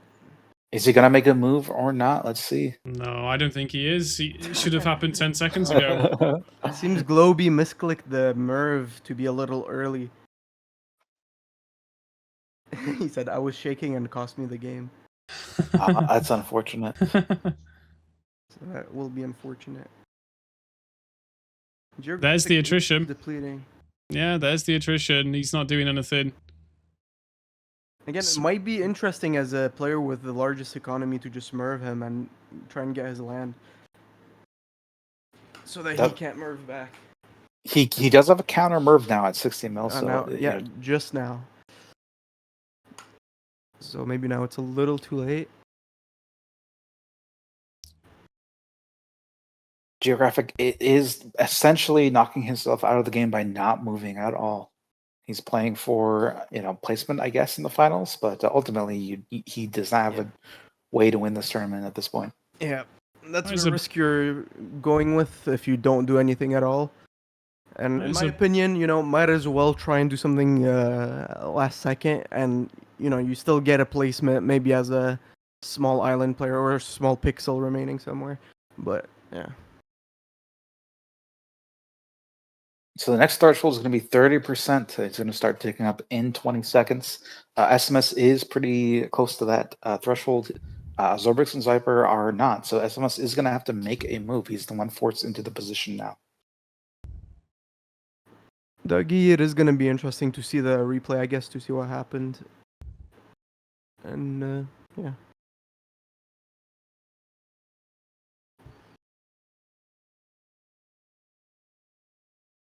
And we've started ticking up at this point. SMS is in danger. Yeah, SMS is going to have to do something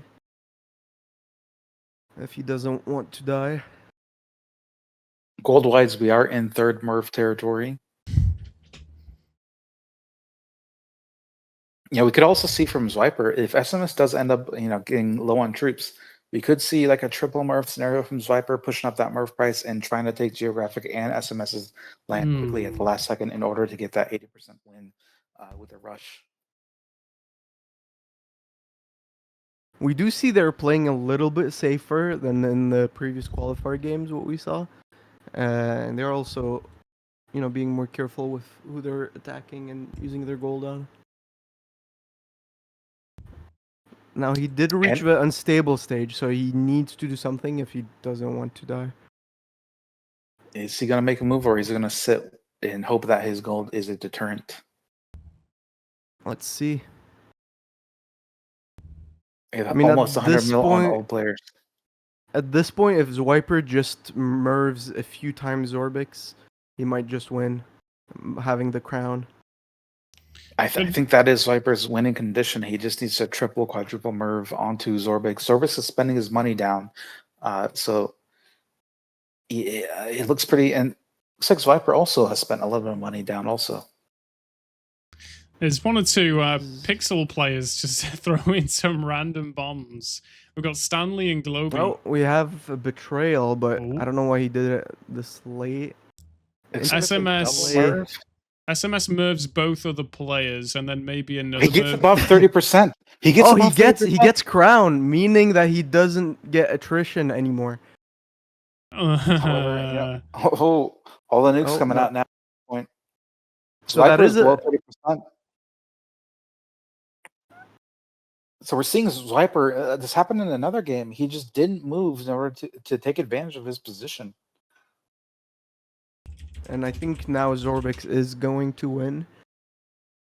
So I guess this is the win condition if you're a attrition player is trying to get the crown, but it's a risky play. It looks like Zorbix is going to be able to clean up just because he was only merved once. No other counter bombs went onto him. So Zwiper on 60 mil right now. Surely that's enough hydros to give to do something to Zorbix. Yeah, Absolutely he should be doing this now before, unless they already threw too many mervs, maybe. But even then, they should hydro to at least try and get the crown. He's not spending any of his money. He could have likely gotten above that 30% threshold had he just sent hydros onto Zorbix, destroyed that land percent, and he could have done something. He He's just still didn't. not doing anything. This is still, Okay, now he's throwing some hydros. Maybe Too late though. Too late. It's There was a way moment late. there before Zorbix landed onto that northwest side of the map that Zwiper could have landed close to 10, over 10 hydros. Just been stress. Oh yeah. A lot of the yeah. top players just losing from being too anxious and shaking too much. Oh yeah. Now we see the hands. hydros, Now we see which it. might be a little too late. We'll see. I don't think Frankly, it's gonna be enough. It is way late at this point. Zorbix is already gone. He's grabbing that Heartland. This game looks like it is over. All the money is being expended, which is what we like to see in these kind of competitive games. Not spending it on the board. Just a question of timing. Maybe he should have done this a lot earlier so he could stay above that threshold. If Zwiper and SMS were to ally and start trade maxing. Done this a lot earlier so he could stay above that threshold. If Zwiper and SMS were to ally and start trade maxing, and if Zorbix wasn't included in that trade maxing, and theoretically if Zwiper and SMS fired enough hydrogen bombs, could they win the game? Theoretically, yes. It is low on time at this point, and Zorbix is cleaning up a lot more. So I don't think that's going to be possible in the long run.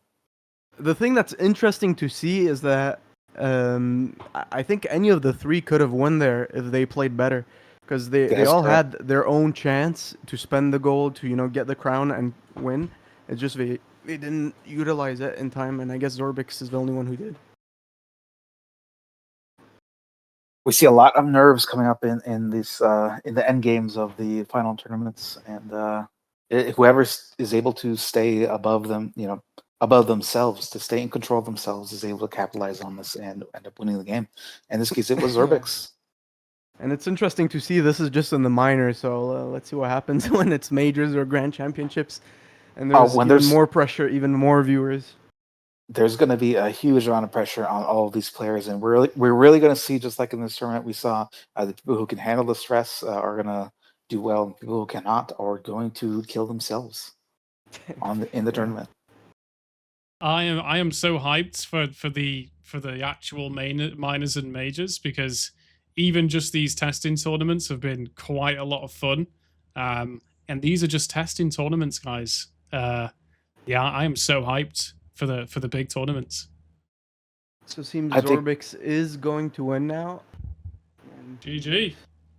GG to Zorbix for winning the V2 beta. Just a seems we reminder to got an everyone.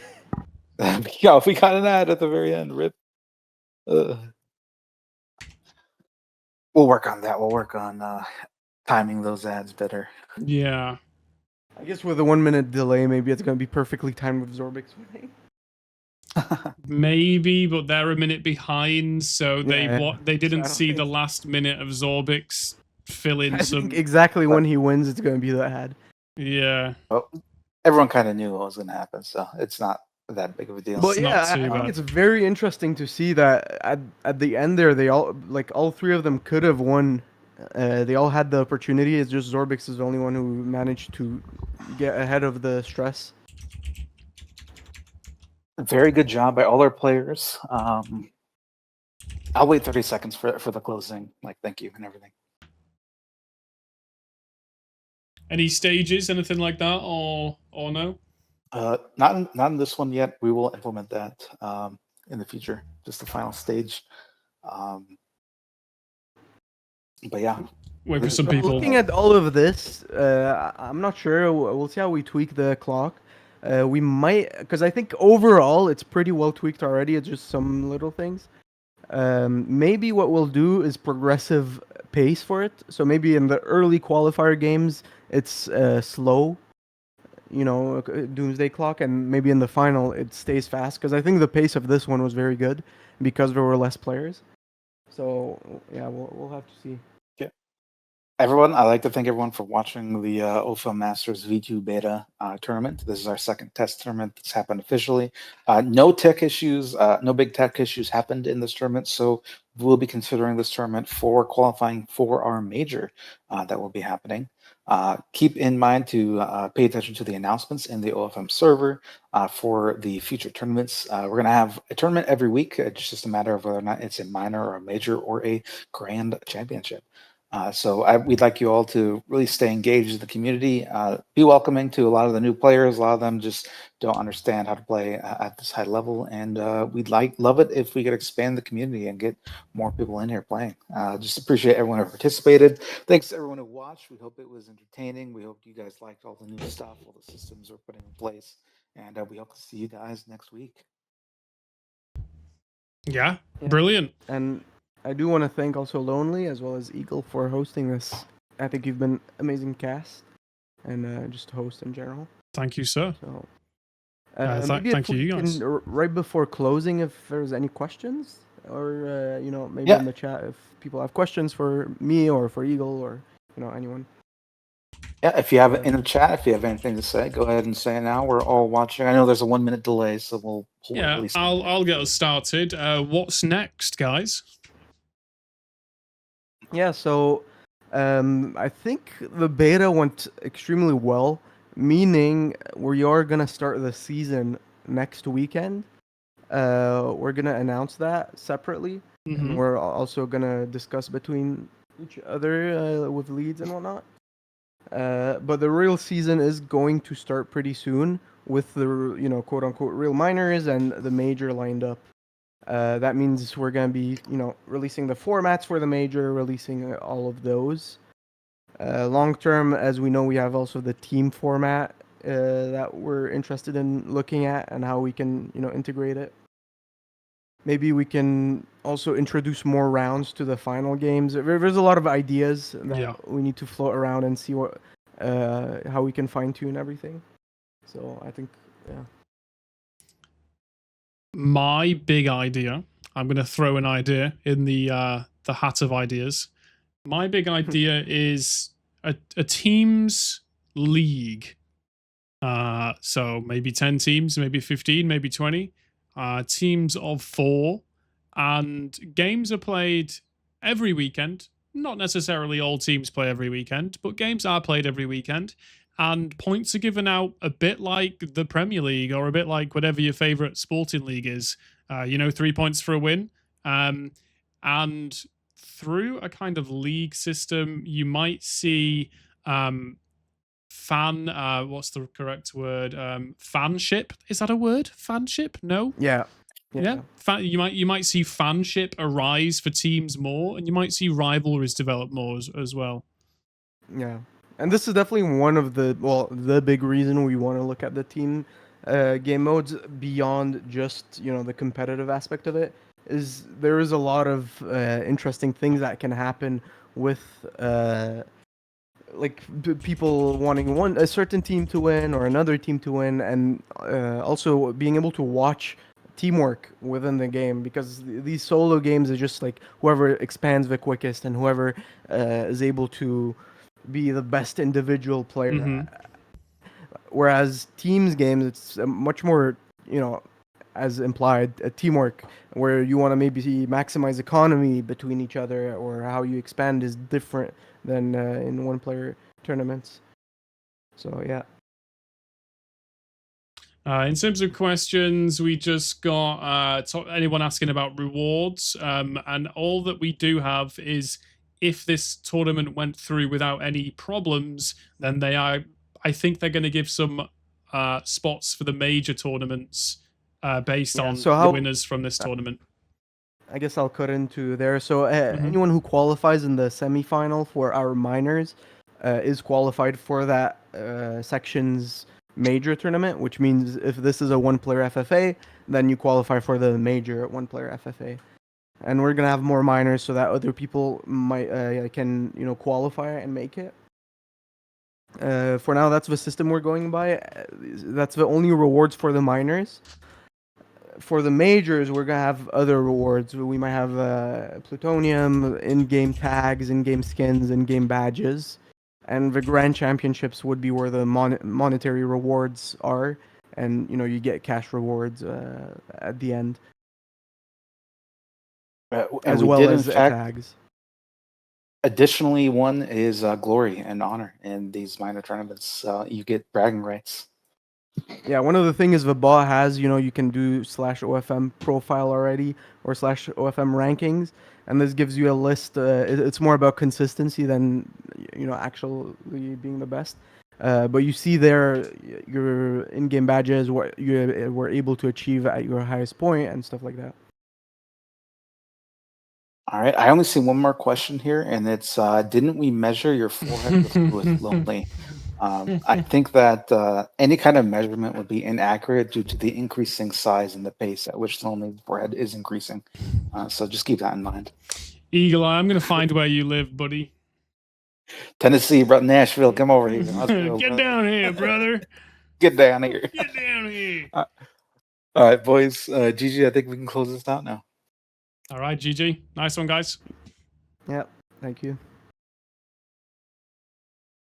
Okay, guys, it's just me and you. Oh, wait. No, it's not. Who are these guys still with me? No, they're not. They're No.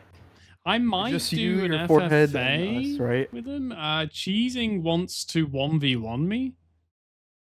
All right, we can head up Zixir. All right, we'll see you around. All right, see you guys. How many people do we have? If it's more than 20, we'll do a little something. 58 people, that means we have to do an FFA. No, you can't leave. You can't leave. We're going to do an FFA because, I might not have won the tournament we just casted, but I can definitely win this tournament, okay? Let's do a cheeky FFA with the boys. FFA, time limit. Game length, 10 minutes.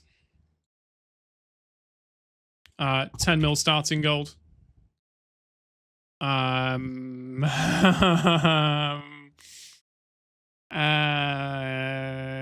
Doomsday Clock.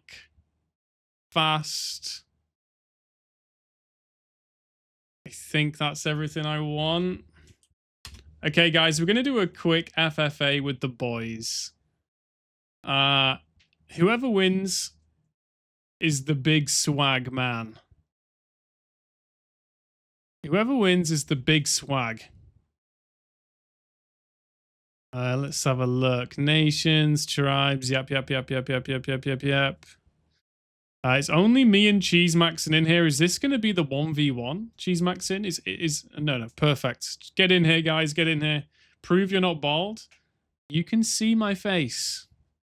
You can see my face. And if we're talking about bald people, I don't know if you've seen Open Front Lewis. I am Lewis, but he's bald. He's really bald. This is just a mature hairline, guys. This is just a mature hairline. I know there's a 60-second delay, but so far we've only got 5 people. I might turn it into a compact map. Not sure. I was expecting more just because it said 50. Yeah, there is a lot of people here. Make 14 will win for sure. I don't think so. I don't think so. But we do have a delay. There's a few more people coming in. I'll give it 1 more minute, and then if we don't have a lot of people, we could go compact.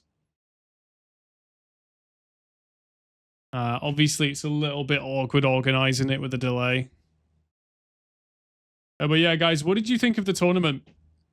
I'll start off. Massive improvement on last weekend's tournament.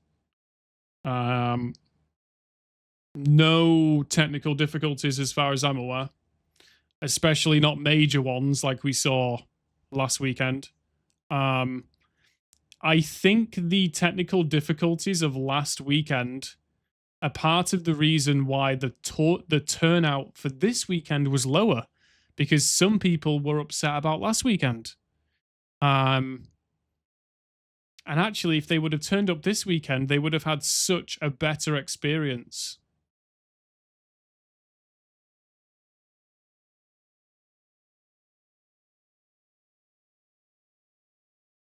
$2x gold. Each 10 pixels you lose 1 hair. Right, okay. Let's start it. Did we go compact?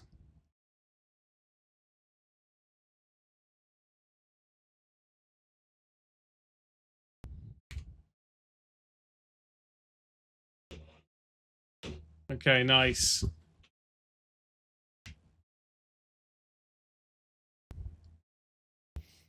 We are gaming.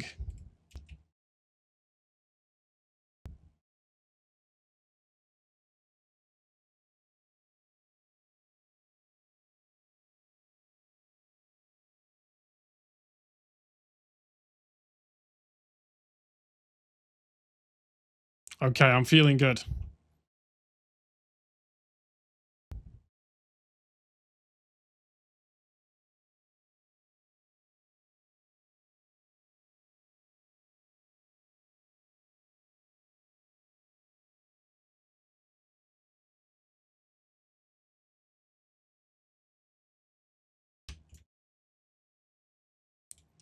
Okay. Nice early phase from yours truly.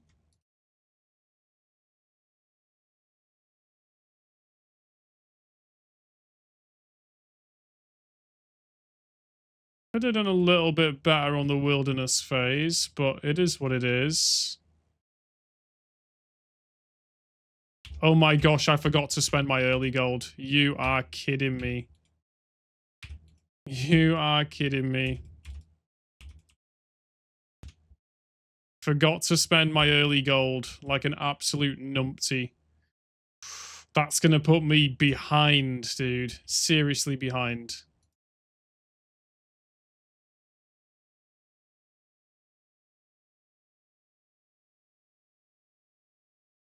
Ooh, some bombs flying already. Wouldn't like to be the person receiving that bomb. Dead in the first minute. Oh, I'm getting bombed by this guy. Why, dude? What did I do to deserve this? Please. Dude, come on. Roland Gamer just bombing me? For what reason, dude? For what reason? You're tiny.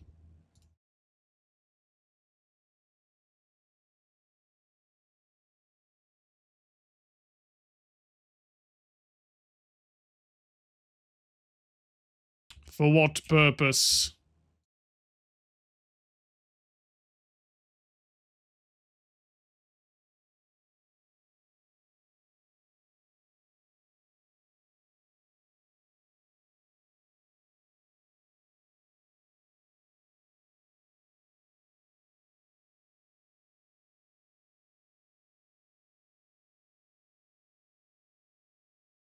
Okay. So far, so good. I think.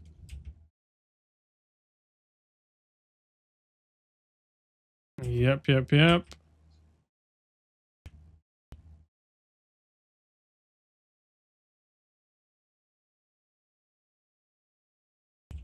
Liking these tunes as well.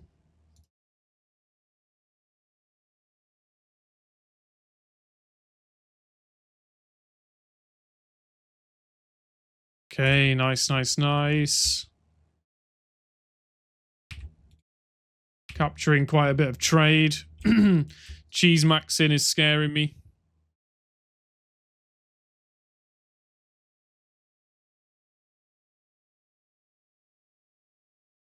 Got Cuba alive up here with a lot of money. I think my only option is to just try and increase the size of my safety area. European Federation going down.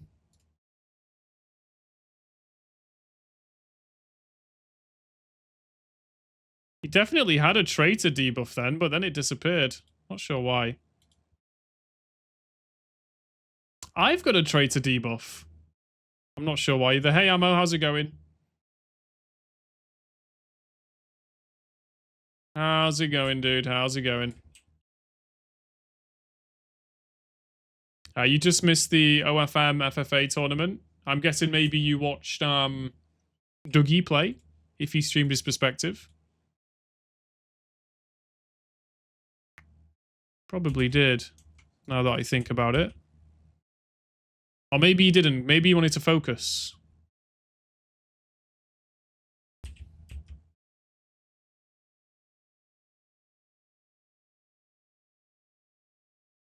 Okay.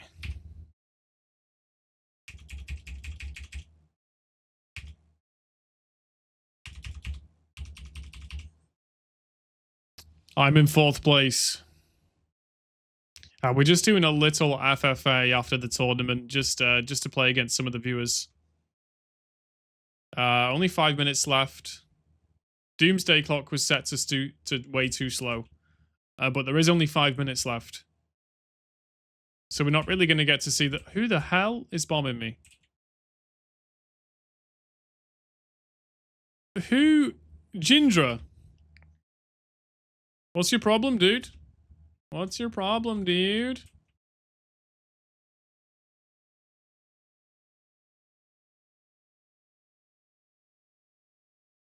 Damn, Alpha takes my Hydro Crater. Jindra sends me the chicken face. Dude, you're the guy on the other side of the map.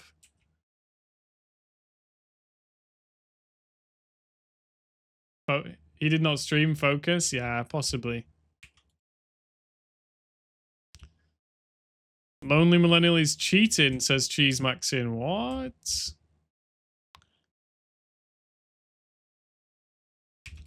Me? I've never cheated in my life.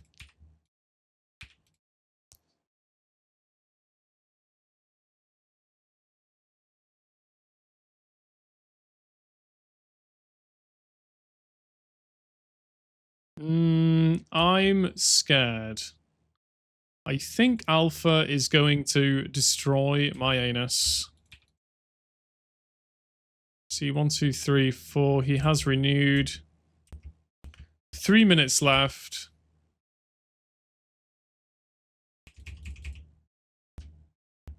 I could have tweaked the settings. You gonna do any more FFAs? No, I gotta go to bed. Patanek. I gotta go to bed. Make 14 ate you like a mac and cheese. No, I gotta go to bed, dude. And only like 7 people turned up for this one, so I gotta go to bed. It's 9:30 p.m. for me. That is bedtime. That is the bedtime.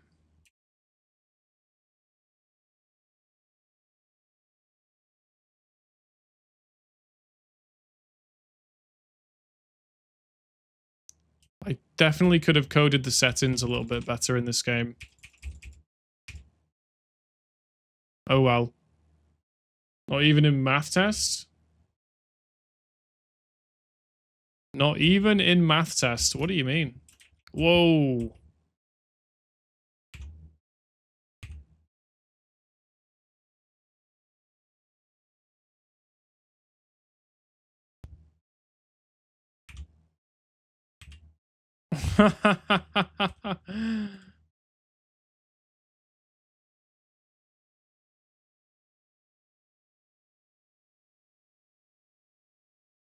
Oh, you're gonna keep on going, dude. You're gonna keep on going.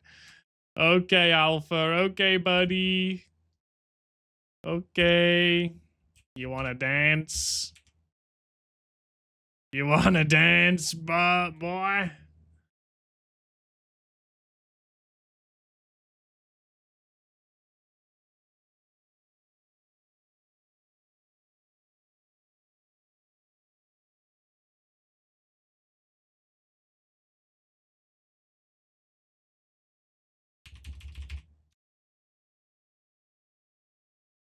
Get out of here, Alpha. You cheeky monkey.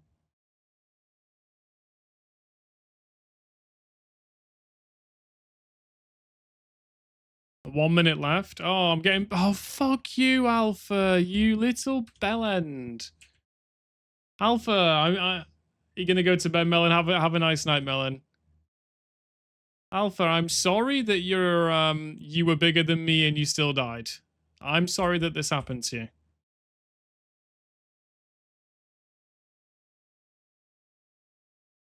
Alpha. Oh, thank fuck for that.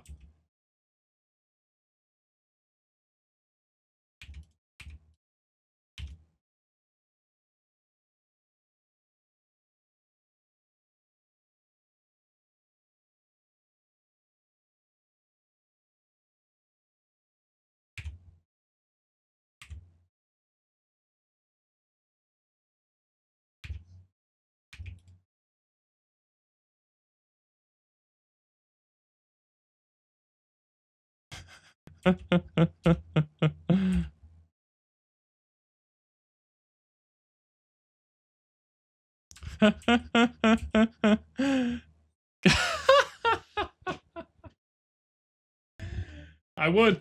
Guys, I win. I win, okay? I win. Alright, guys. Thank you so much for watching the stream. I appreciate it. That's how you win a game of Open Front. Sorry to all the pro players that just lost. You can't really teach how to do this. I just do it naturally. But yeah, thank you so much for watching the stream, guys. Gonna quickly check for any Open Front streamers that I would like to raid.